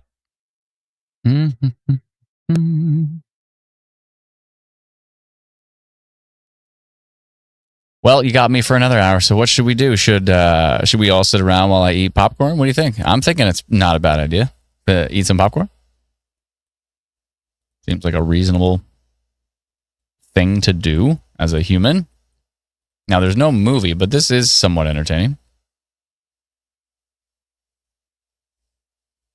Lisa says, strange that the notification that you were live showed in Facebook, but not on my app. Where are you located, Lisa? I think I only notified Manitoba so far. I don't think I notified Alberta yet. Because there's really nothing's happening over in Alberta right now. Yeah. Didn't really want to notify anybody until if we eat popcorn, a thunderstorm will show up, says Adam K. All right, got to eat some popcorn.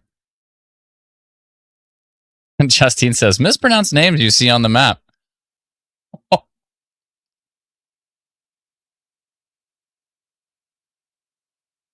No. I don't want to mispronounce names. I just do.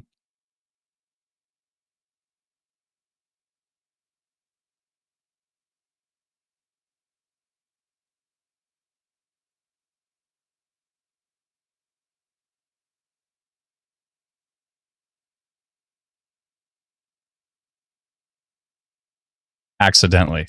Yeah.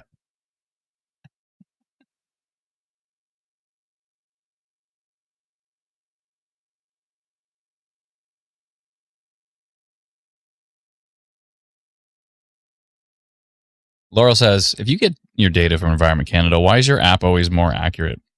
Hourly forecasts, etc. We don't just get data from Environment Canada. We get data from multiple sources, including private weather stations, Yeah, there's a lot of data that we're getting. A lot of it's from Environment Canada, but not all of it. We're pulling in data from U.S. models, European models, all this different kind of stuff, and we're kind of blending it all together. So that really helps.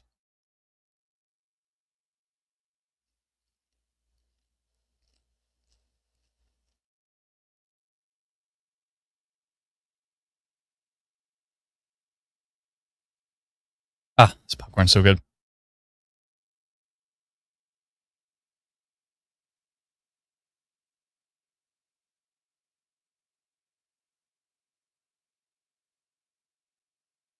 This is the whole stream, just me eating popcorn, waiting for storms to get strong. I know it's compelling. Sorry. So hungry.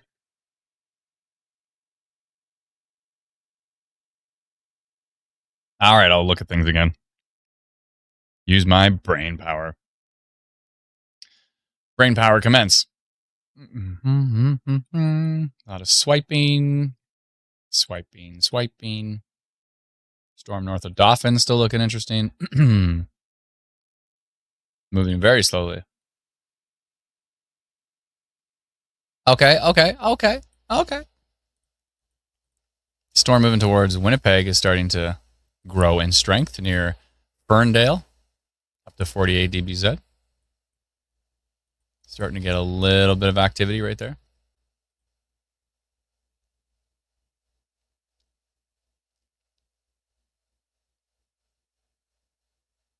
All right.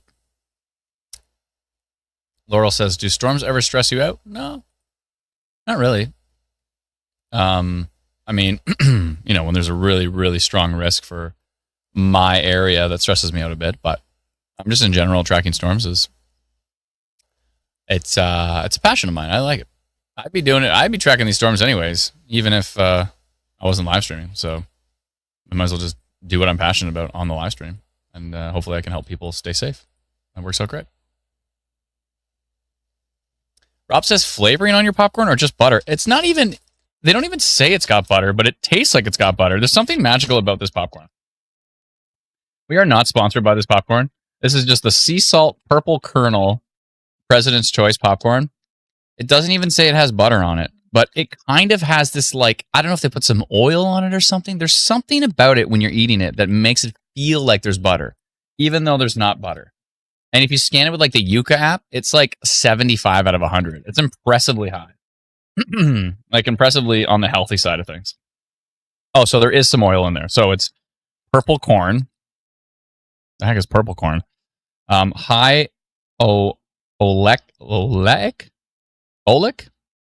oleic sunflower oil and or mid oleic sunflower oil and or vegetable oil. Why is it and or? And then sea salt. That's it. That's the whole thing.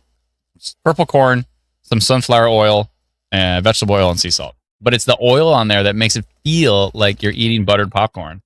But it's way better for you than buttered popcorn. I mean, it's still like 15 grams of fat for 50 grams. 5 cups. 5 cups of this popcorn is still 15 grams of fat. But that's way better than like potato chips. I think. I'm pretty sure. Potato chips. Actually, maybe it's not way better, but it's close. But overall, I think it's probably actually healthier. Just because every potato chip I scan on the Yuka app comes back at like, oh, it's a type of fat, says .ek. Okay, all right, well, that's good to know. That's why it kind of seems like there's butter on there.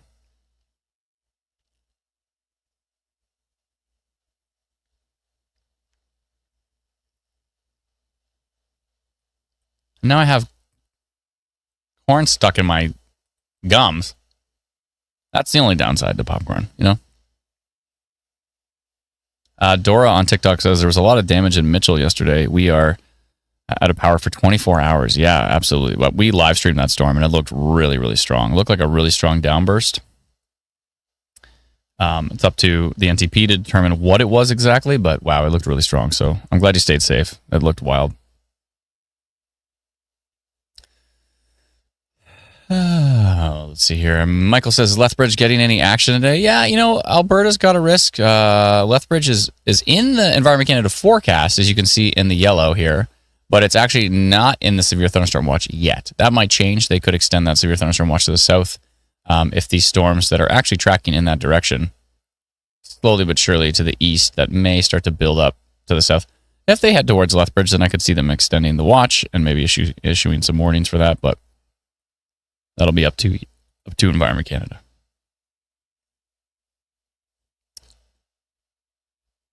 Gavin says, is the Weather Network radar accurate?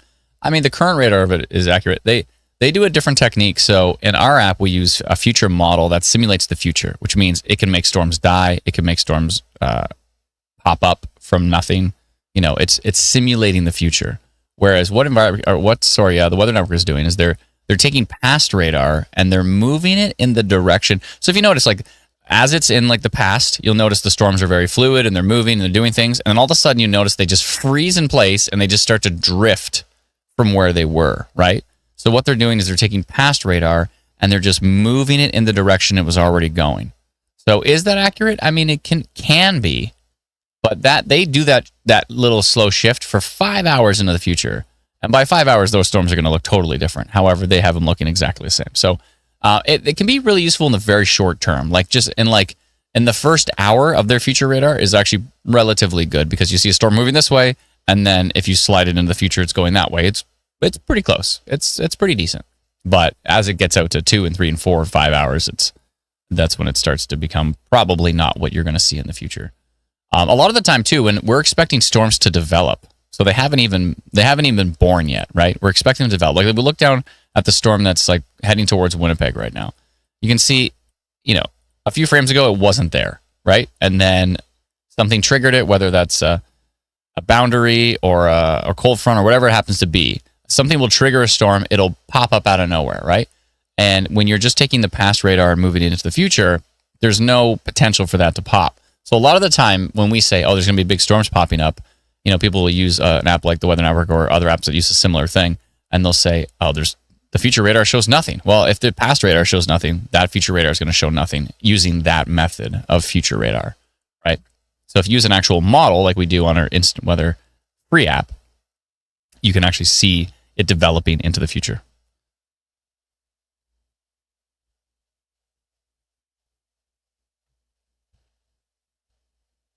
Greg says, Adam, maybe you can explain this. North of my house, clouds are moving to the east, and south of my house, clouds are moving northwest. Yeah, you're looking at just different layers of clouds. And then, you know, that's typically how you get wind shear, right? Is you have different layers of storms moving in different directions at different speeds at different heights. And then all of a sudden you start to get, when you have storms going like this, you get horizontal vortices, right? Those are spinning horizontally. Then you get a big, strong storm with an updraft that goes past that horizontal vortex, and it gets tilted and lifted up into the storm, and bam, you got yourself a tornado. So that's kind of how wind shear and storm development mix together to create these vortexes. So hopefully that kind of gives you an idea.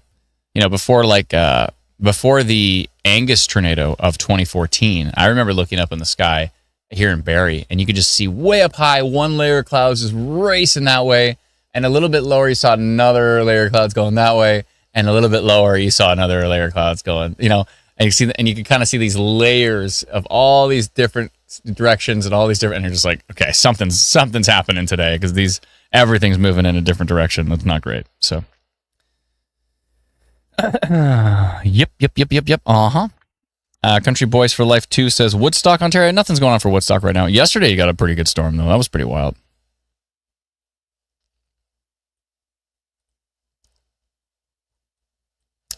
La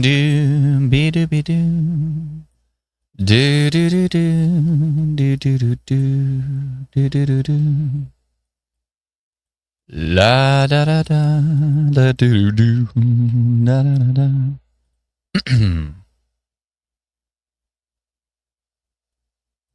Still tornado watch over here in parts of Manitoba. Watching some storm development start to pop up with these storms. A little storm is heading towards Winnipeg right now. It's still very baby, very early on, not looking that exciting. So we'll see what it does. Might be definitely going to be some rain for Winnipeg, but is that actually going to get severe? I don't know. We'll see. We will see. Thank you to all those who are joining us on TikTok, on Twitch, on YouTube, and on Facebook. Excuse me, eating too much popcorn. at some point in time, I am. The reason I'm eating so much popcorn and my kid's Chewy bar that I was eating, and the reason I'm so hungry is because it's this is dinner time. I'm very hungry. I want to go eat dinner. I might actually go do that. Actually, I'm gonna go see if dinner's ready. The stream is already pretty small compared to yesterday's stream. Yesterday's stream was wild. We had on YouTube alone, we had 220,000 views, which is 220,000 viewers, which is wild. That is wild. Right now, we're a little bit smaller. Between Facebook, Twitch, and YouTube, we're at 272 people. And on TikTok, we're at 23. So if I go take a big break and eat dinner, that is going to go even more down. That's going down. Maybe. Hopefully you hang around. If you hang around, I appreciate it. But it's very possible that you won't. But that's okay. That's all good. Yes, I think I'm going to at least go see if dinner is ready. VTP is up to a 10 now? My goodness. Are you serious? Let's see here.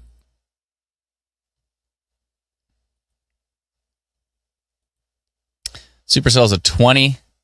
VTP is a 10. Wow. VTP over Winnipeg right now is a 7 or 8. Oh man, I don't want to have to cut off the stream tonight, because if one of these little storms gets really going right here, it's going to be absolutely gangbusters. It's going to be wild. Oh boy.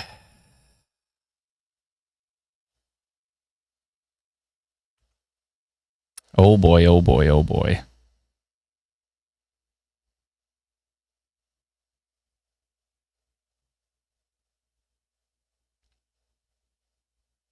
Gavin says, why does the tornado watch keep switching from red to yellow? It's just every time we update the alert polygons, sometimes it picks one over the other as the one to put on top. We're going to fix that so it'll keep the tornado watch on top. But if that ever happens, just hit the refresh button on Instant Weather Pro. I hit the refresh and it'll put the tornado watch back on top. Melissa B says, go enjoy dinner. I'm going to go see if I don't even know if it's ready. I just want to go take a peek. Because I'm so hungry. Aaron says, risk of hail tonight in Winnipeg is possible. It's possible. Can you explain those numbers? Yeah, VTP is the violent tornado parameter.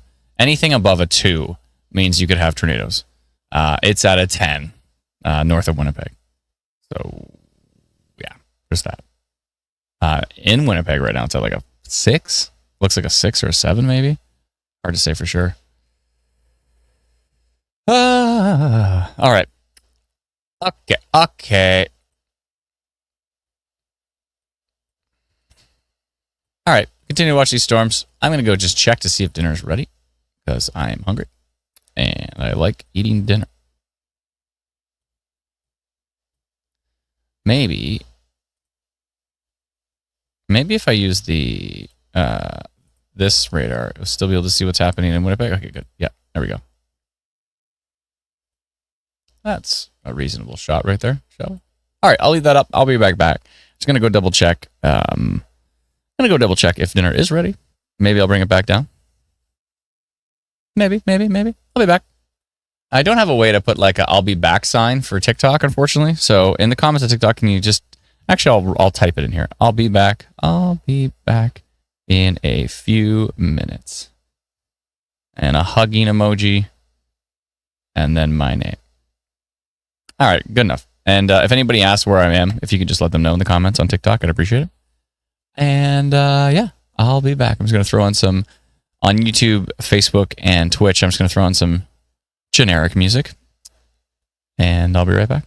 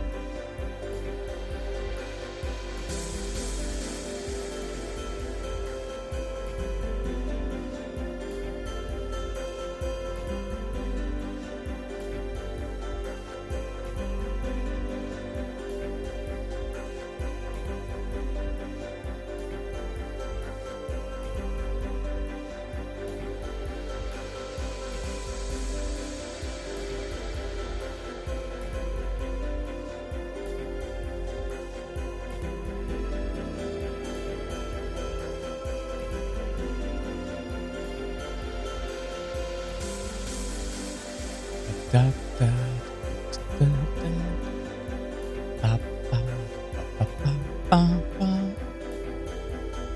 Okay. Slowly turn down this. At least we have set a button that would fade that out. Instead of me having to do a slow slide with the slider. That'd be useful. Hi again. I found a hamburger when I went upstairs and French fries, and those were eaten very quickly. Welcome back, says Vivian on TikTok. Thank you so much, Vivian. Appreciate it. Thank you. Thank you. Appreciate it. All right. Let's continue to watch these storms that are developing. Shall we? Hit pause here. Try some different radar stations and see what we're dealing with here. This storm here northwest of Gimli is looking interesting. 6% tornado risk, 24% severe wind risk with it, 31% severe hail risk on that storm.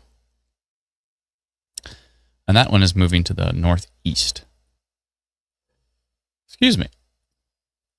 I might be burping a lot, which is something that happens. Dottie says, hi, Adam. I love that tune. Hypnotic. Oh, yeah. I just put on like the one tune and it just looped that whole time. Sorry. It's brutal. Sorry for that misery.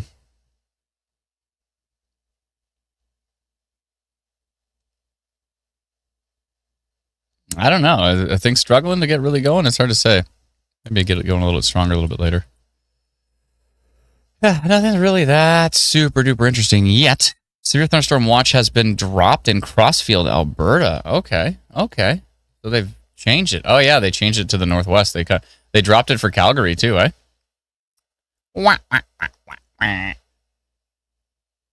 Okay, Calgary was once in the severe thunderstorm watch, now is not. Environment Canada thinks that the action's going to be more down here, probably with these storms starting to pop. There is a little baby storm in southern Calgary right now, but it's just some heavy rain. It's nothing too wild. So that's an interesting turn of events. Maybe another bust for Calgary. 2 days in a row. It's possible. Adam says, ebb and flow, Manitoba. Ebb and flow? Yeah, ebb and flow. See right there? Probably one of the coolest town names of all time.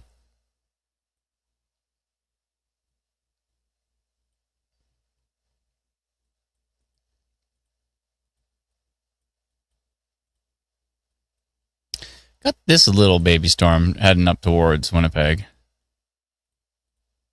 It stopped to get coffee first here in Starbucks. Thank you. I'll be here all night. Actually, no, I won't. I have to leave in half an hour. So, gotta get the brutal jokes. Vivian says hamburger is definitely a better dinner option than popcorn. True. So, it's stopping to get some coffee in Starbucks, and it's tracking to the northeast. It's listening to Bruce Springsteen over here. So first it gets a coffee in Starbucks, and heads over, listens to some Bruce Springsteen, and it's heading on its way over towards Winnipeg. People are asking you to please check the Fork River storm. Fork River. Over in Fork River. I'll take a look at the Fork River. I don't know where Fork River is, but let's find out. Fork River. Near Mossy River? Is it a fork in the Mossy River? Fork River. I just looked at that storm like 2 seconds ago. The one north of Dauphin. Yeah, I've been watching that. I'm watching it. Feel a little bit of a tiny bit of minor rotation there, but it's not too bad. Just mainly a hail risk there at the moment. Nothing's as... You'll know when something makes me like go, oh! I didn't use Fork River when I ate my dinner. I just held the hamburger in my hands. So, did not. My jokes, they're getting worse as the time goes on. I see. The rotation was stronger a frame or two ago, but it weakened when I came back. Okay, I'll take a look at that. Let's see. Let's see if you're correct. Amazing person 349 probably would know. It gets stronger. I mean, yeah, it moved around. Nothing was really that strong.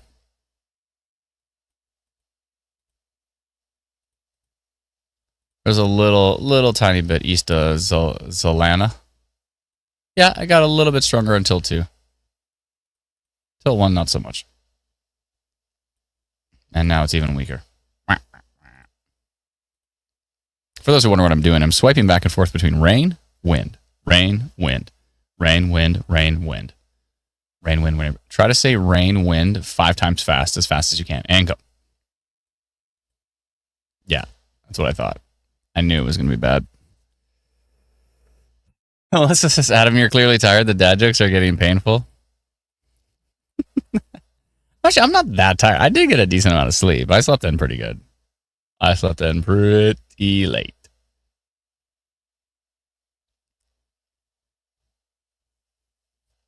Yeah, Terry's got the right idea. Terry says, you'll know there's trouble when you hear, oh my goodness. If I say that, then you know things are getting interesting. That storm heading into Winnipeg was stronger and then got weaker. I think this cap is holding on pretty strong. I don't know what's going on, but it's killing these storms. This storm was stronger a few frames ago. Like, you think after it got its coffee, you think it would actually increase in strength, but it's like one of those times where you hit your 5th coffee and it's just not going to do anything for you. For me, the only time coffee actually does anything for me is the fact that I've quit coffee. I used to drink it all the time, but I quit it entirely.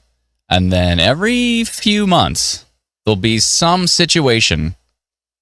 I'm like, you know what? I'll use my secret caffeine powers one last time. And then if you don't drink coffee for like 4 months straight, literally 0 caffeine for 4 months straight, and then you drink a coffee, it actually does something. Whereas if you drink coffee every day, it actually does nothing. But if you drink a coffee once every 4 months, you're like, oh, that's what it's supposed to do. So if you use it as just a secret superpower to once in a while. Now you have to be careful though, because I'm going to use my secret superpower, and then you go to use the secret superpower the next day, and then the next day, and then all of a sudden you're drinking 3 cups of coffee a day. Like, you can't do that. You just have to and the next day you just don't do it again. And then you just hold off for another 4 months. And then all of a sudden you're all of a sudden you've had a brutal sleep. You're up all night streaming live storms. And your son has a recital at his school, and you can barely keep your eyes open. You're falling asleep because you're so exhausted. You drink that coffee. All of a sudden now you're like this. This is interesting. And it keeps you. That's my little superpower. My caffeine superpower. Gonna use my caffeine superpowers one last time.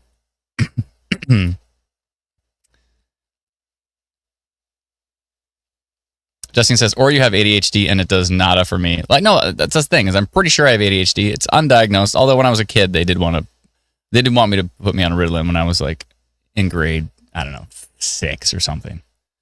I was very disruptive in class, so they wanted to put me on like Ritalin. My mom was like, no, thanks. So yeah, that's the thing with me, is that I used to be able to drink a coffee and go to sleep. So in that case, if you drink it all the time and you have ADHD, sometimes it doesn't really even do anything at all. But I'll tell you this, if you stop drinking coffee for 4 months straight and then you have a coffee, I'm telling you, it'll work that day for you.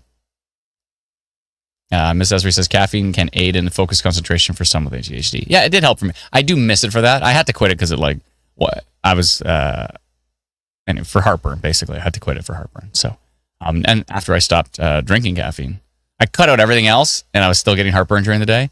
And so I cut out caffeine, and it went away. So, yeah, so there's that.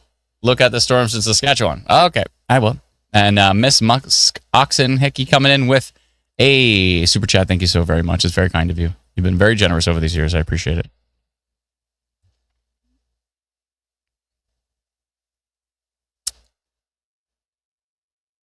Mighty Beard says, will there be any bad storms near Killarney, Manitoba? Let me double check here. Oopsie, where did I go? I went to the wrong area. I clicked a different location. My bad. Killarney. Let's see here, Killarney. I'm going to sneeze.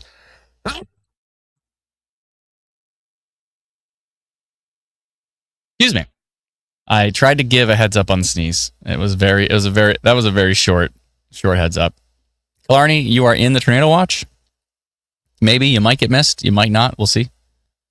We'll see what happens, but it's possible that you're going to see some strong storms.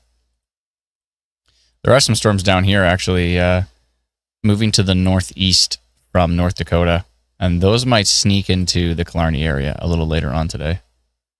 That is possible. So, yeah, maybe. Maybe. We'll see. Still, 7:37 in Manitoba right now? What times are storms starting? Probably in the next, I would say the risk is maybe the next couple hours or so.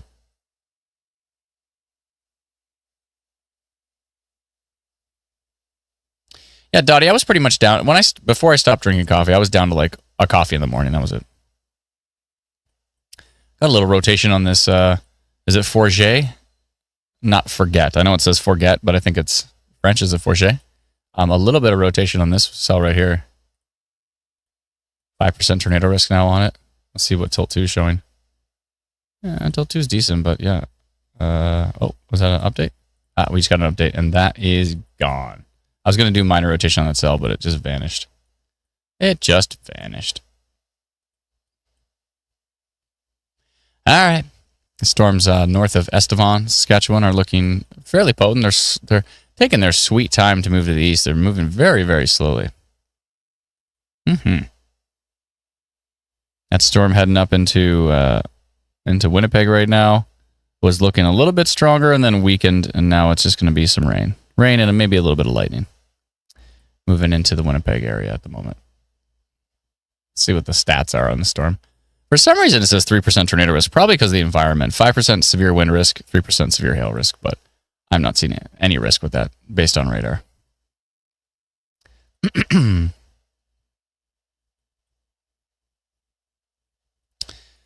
This Arborg storm, A-R-B-O-R-G, Arborg storm, Arborg. Looks windy. Michael says, seems like a bust in Alberta. Well, I mean, it was a bust in Alberta yesterday. Calgary had a bust yesterday and might have another bust today. There's a little storm near Vulcan starting to kind of put it together. A little bit. Looking pretty busty. We'll see. User 1030954360652 on TikTok. You really need to make it that long. Says south eastern Saskatchewan. Yeah, we're watching these storms down in southeastern Saskatchewan right now near Weyburn and Estevan. And they're looking decent. They're looking decent. Mainly hail producers, but especially this one down here. Where is this near? Near the 606 southwest of Midale. Midale.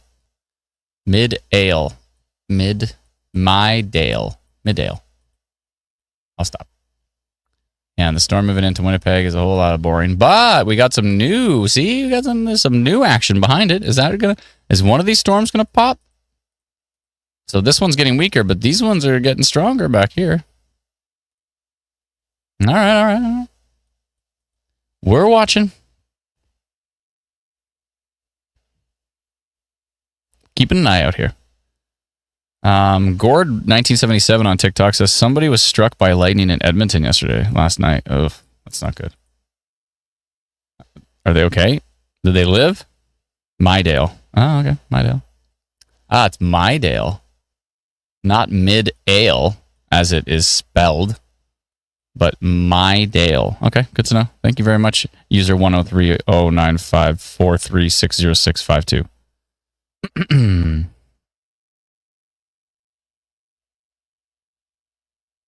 Thanks for joining our fan club, Boss Cougar.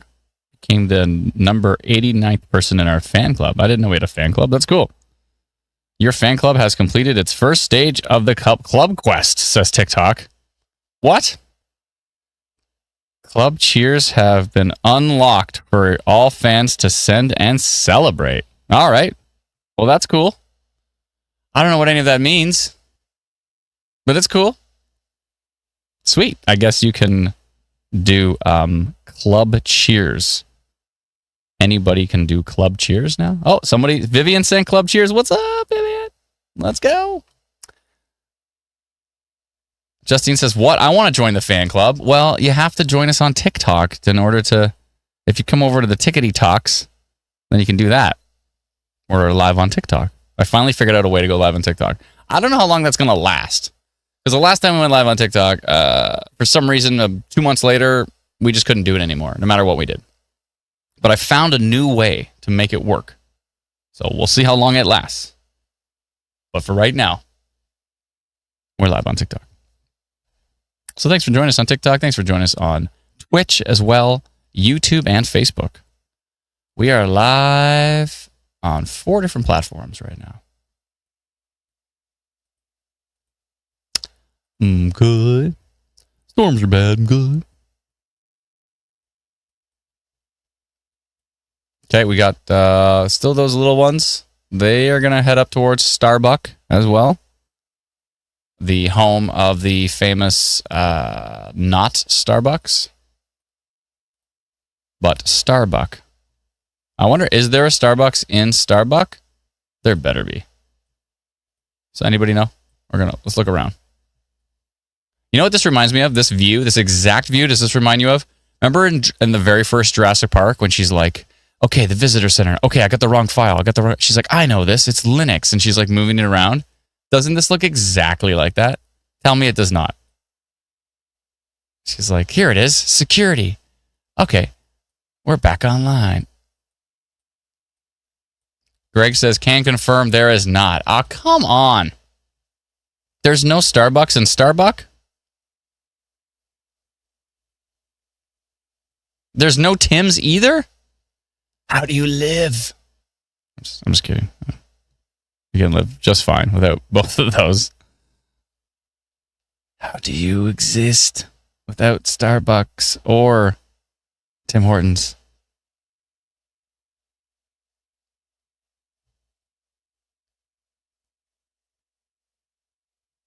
Is there a Robbins? Yeah. Is there a Robbins? Unix, says Beetle. Exactly. Did I say Linux? I could have sworn I said Unix, but I might have said Linux. My bad. That's right. It was a Unix system. Linux is based on Unix. And so is OS X. And now you know more about things you probably didn't care about. Let's see here. Isabella says, Hanover, Pennsylvania. Can you look, please? Typically, we just cover the weather in Canada. But if you want to check out weather in the U.S., I would certainly go check out Evan Freiberger on YouTube, Max Velocity, Ryan Hall, the GOAT. What's the GOAT's name? We all know the GOAT. Anybody? Anybody know the GOAT?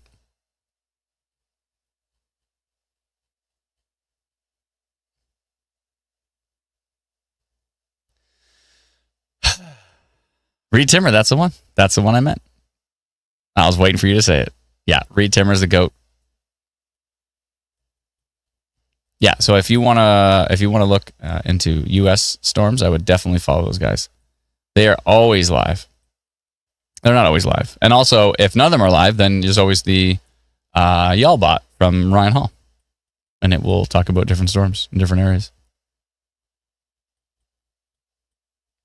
But yeah, if you have questions about Canada, let me know. We're tracking. It's enough. Trying to track storms across all of Canada is a task, is a pretty heavy duty task in itself. So taking on tracking storms across the U.S. on top of that it would be a lot. It would be a lot, and vice versa. You know, for those who are tracking storms in the U.S., having to track them in Canada as well too is. I mean, they might mention if there's like a tornado warning up somewhere, but yeah, I don't think so.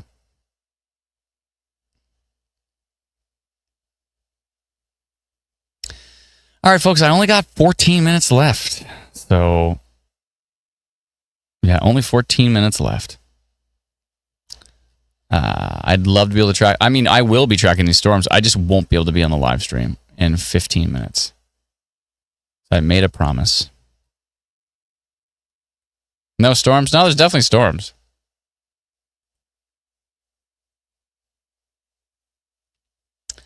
There's definitely storms, and we still have the tornado watch in place, I believe. Let me double check. I think so. Let me hit refresh, and yeah, it's still there. So it's still a tornado watch for parts of Manitoba. Waiting to see if these storms are going to pop. We've got some strong storms down here in deep southeastern Saskatchewan as well. This one right here is actually 6% tornado risk, 26% severe wind risk, as per IW Storm Risk here. You can see all the percentages, all the details using instantweatherpro.com. Huge thank you to all those who have subscribed to that. Let's see here. This is starting to look interesting.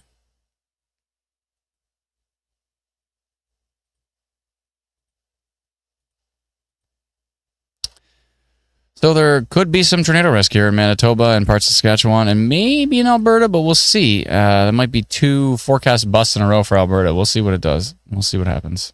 Looks like we got broad rotation on 2 different radars now on this Forget storm northeast of Estevan.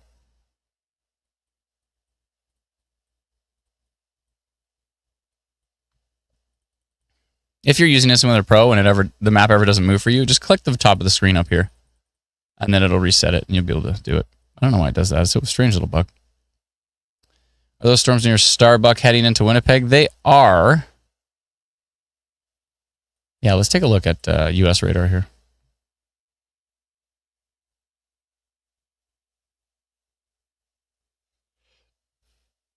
Why is it taking so long to load?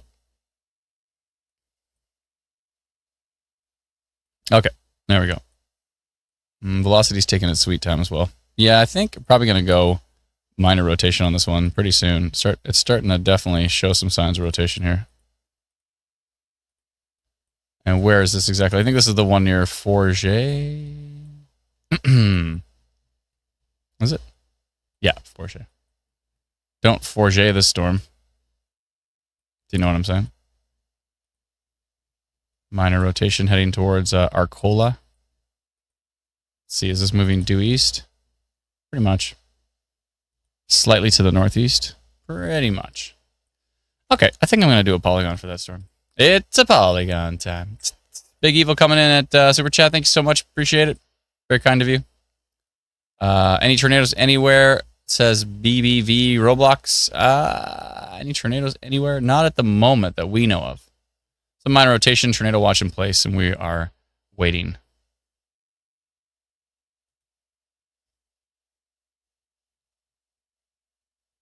Let's jump over to our notification system and find that storm. It's a polygon time. Here it is. Perfect. There we go.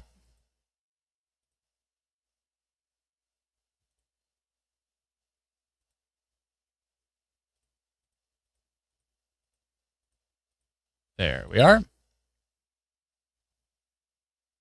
Looks good to me. Maybe I'll put that right to the Saskatchewan-Manitoba border. Right there. Okay. How many folks we got in there? 668. Wow.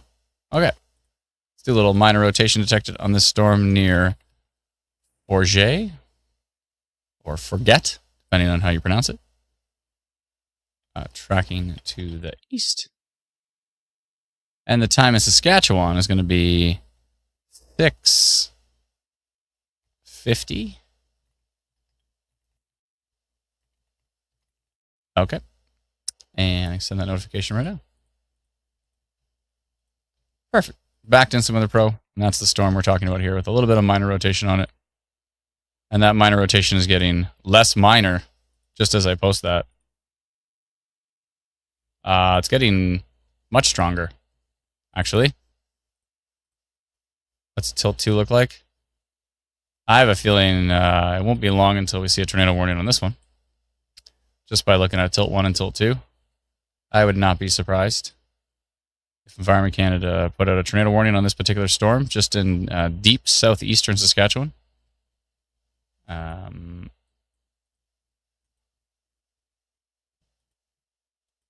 Yeah, I think I might go tornado potential on that one.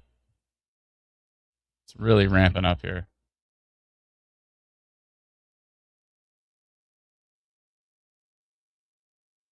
Probably on the next frame, I would think. Yeah, 66% total severe risk on it, 6% tornado risk, 22% severe wind risk on that one. I would not be surprised if that one tornado warned. We did minor rotation, but I think I might redo my polygon here.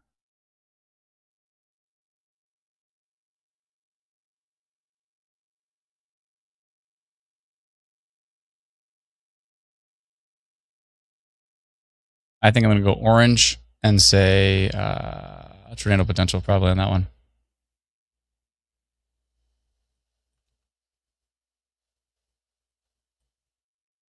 Tornado potential on this storm near Forget, tracking to the east. I'm going to get that polygon ready for the next radar frame. But yeah, I would not be surprised if Environment Canada went tornado warning on that one. I would not be surprised. Oh crap, I sent the wrong date on it. Oh no, it said Thursday. Thank you for letting me know. I'll go fix that real quick.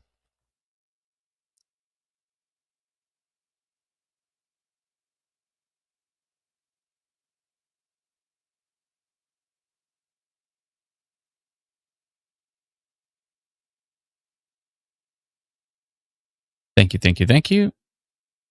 Well, if that's not a sign for me to fix that polygon with tornado potential. Oh, yeah, I have the wrong date saved. How did I miss that? Okay.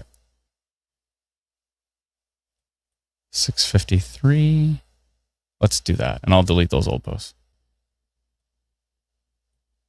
Okay, I'm sending tornado potential. I think it's strong enough. It's strong enough in my opinion.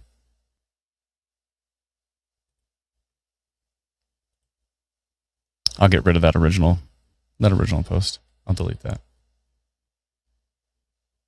Good. Good eye. Thank you. What would I do with all you wonderful folks? Cleaning up my mistakes. Let's see here. Instant weather SK. Perfect.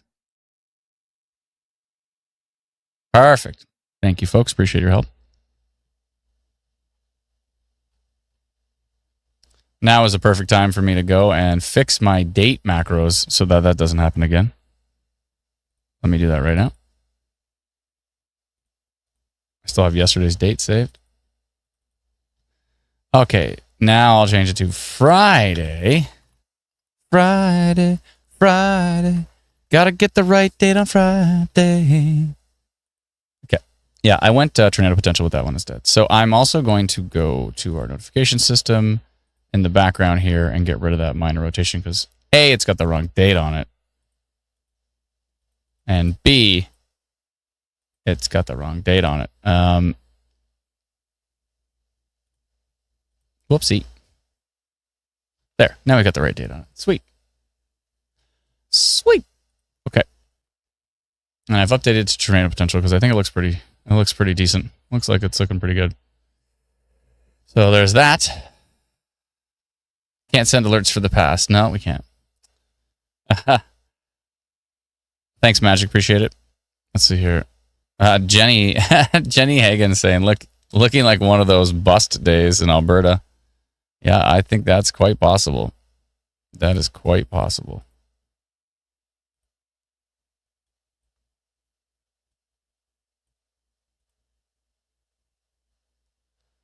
Wow, you can see a pretty cool storm from the camera in Dauphin. Actually, let me see if I can pull this up here. Can you see this? How can I make it better? If I do this and I move it over. There. Look at that. What a shot. That's from the Dauphin Airport camera. Pretty cool shot looking to the southeast of Dauphin. And yeah. That's a heck of a shot. Wow. You can really see the storm structure there. You can see the lowering at the bottom. You can see the rain. If you look here, you can see these are like rain curtains underneath, maybe some hail. You can see the flat base of it. You can see the updraft. You can see the anvil building at the top. That's like that's just a whole little package in one little shot. Isn't that wild? That's pretty cool. Let's see what it looked like. Oh, you can see it coming towards them too. Like a storm going by, and then this one coming towards them. Moving to the, I guess it's moving to the, oh, that is the north view. Sorry, my bad. That's looking north. That makes sense because there's storms just north of Dauphin. So we got a pretty good view of that one here. If we go back to radar, we just got an update on that storm. And yeah, there you go. Rotation on that storm. 8% tornado risk now. This is in southeastern Saskatchewan. Tilt 2 has rotation. Tilt 3, Tilt 4, but Tilt 1 definitely has a nice looking mezzo on that storm. So we've gone tornado potential on that one as it tracks towards the Manitoba border. Let's look at that. Let's look at this. Let's look at what Dauphin is looking at here. That Dauphin camera is looking at that storm right there. That's that storm we just saw. Right there. Near Sifton, Manitoba. Just north of Dauphin. Now, where is the Dauphin Airport? Is it north of Dauphin or south? Oh, here it is, right here. So that camera's looking right from here at that storm right there. right? You can see it right here. If I back it up, there. So that camera, you can see the little airplane. That camera's facing to the north, and it's looking at that right there. And so if we go back and look at it, there's that storm. So here's what our radar looks like, and here's what the actual storm looks like. How cool is that? Isn't that wild?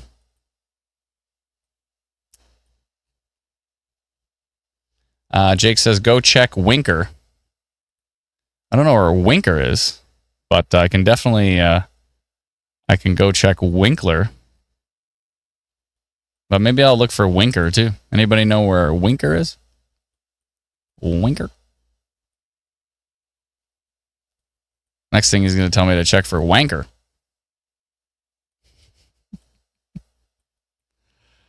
Let's see here. Yeah, the storms that were heading towards Winnipeg have totally fizzled and died out to nothing. I don't know what's going on here. We might have maybe we have a bust here. I don't know. If this storm moves from the west and gets cooking, it could be interesting as it tracks to the east. We'll see. We'll see. Jake says, I mean wrinkle. Do you mean Winkler? I think you mean Winkler. K. Dean says Winkler, south of Winnipeg. No, I know that's what he meant. I'm just playing with him. Because he said Winker, and now he said wrinkle. But I knew he meant Winkler. I'm checking it. There's a whole lot of nothing there right now. So you're good right now. Could that change? Maybe. Maybe. Uh-oh, I've got 1 minute left. I promised my wife I'd be done by 9 o'clock today after live streaming for 5 days straight or something? I don't know. We've live streamed, in the last 2 weeks, we've probably live streamed like 10 times, I think. Something like that, which is okay. I love doing it. It's just, I did promise today. I said I'd be done by this time in 20 seconds. So, yeah, Alberta might be a bust. It might not. I don't know. Some storm chasers there are calling it a potential bust because it's not really looking that exciting, and it was a bust yesterday. So, yeah. Of course it would get interesting just as you had to leave. Of course. Jake says he's bad at typing. No, it's all good, Jake. I'm just playing with you. No worries. It's the autocorrect. It's you have to fight the autocorrect. It's fun. And the storms heading towards Winnipeg are dying off. All right. And this is still showing some rotation here. And we did go tornado potential with it because it looked a lot better from the radar that is closer, which is the Fox Warren radar. Definitely showing some embedded rotation, some decently strong embedded rotation right there in that storm. So, okay. Yeah, Calgary Tech, sure. Winnipeg's a bust for now, but that doesn't mean that it could change later. I mean, future radar is showing lots of storm development in that area, so we'll see. We'll see. Maybe it'll just be later on tonight. Will it still be the same level of risk? Probably not, but maybe. Maybe. Still a little something going on with that storm right there. A little bit of minor rotation right here near Rorketon area. Still seeing a little something with that storm.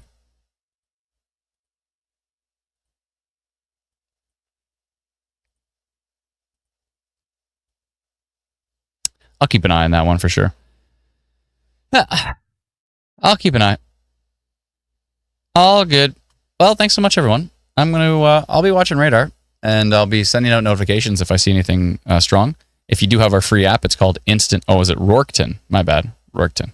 If you do have our free app, then if I see something strong, you'll get a notification from me about rotation or tornado potential or anything like that. So, yeah, if you see anything substantial, I will. If I see anything substantial, I'll definitely send a notification. I'll be doing that no matter what. Melissa says, everyone, before you leave, please be sure to click the like button. It's the fastest, cheapest, and easiest way to support Instant Weather, Adam, and the team and the channel. Thank you so much, Melissa B. Appreciate all your help. As always, you rock. And yeah, it looks like we're still seeing an interesting signature right here on that storm. Still seeing rotation on that storm heading east and southeastern Saskatchewan. It's actually kind of heading to the southeast. And yeah, Wordsworth, Saskatchewan, Wilmer, Browning, Alameda,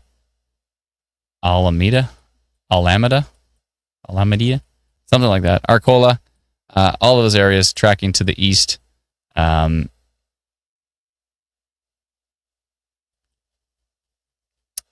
That could be a problem in deep southeastern Saskatchewan right now. That storm could certainly be a problem. Thanks to all those who are joining us. We have now 52 people join us on TikTok, 214 in total on YouTube, Twitch, and Facebook. But that's okay. It's a pretty boring system so far for most people, so I can appreciate why things are not as busy on the stream right now.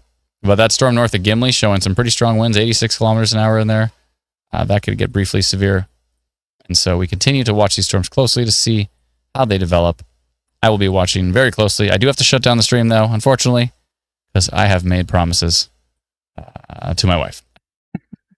I promised that I wouldn't be streaming that late tonight. So, but obviously we'll be on in no time. So that's what we do. We live stream storms. We track them across the country. And if you have our free app, go get it. If you don't have our free app, go get it. It's at instantweatherapp.com. It is free. And and it's a great way to get notified if there's any official Environment Canada warnings, watches, statements, or advisories. And of course, if there's any custom notifications from us, like this particular tornado potential here in southeastern Saskatchewan, or if we see funnel cloud reports or rotation on radar, damaging wind gusts, this type of thing, we like to send out our own custom notifications as well too. So if you'd like to receive those, in addition to the Environment Canada alerts, then you can download our free app at instantweatherapp.com. Thank you so much, everyone. We'll talk to you very soon. Everybody be safe. We'll see you all very soon.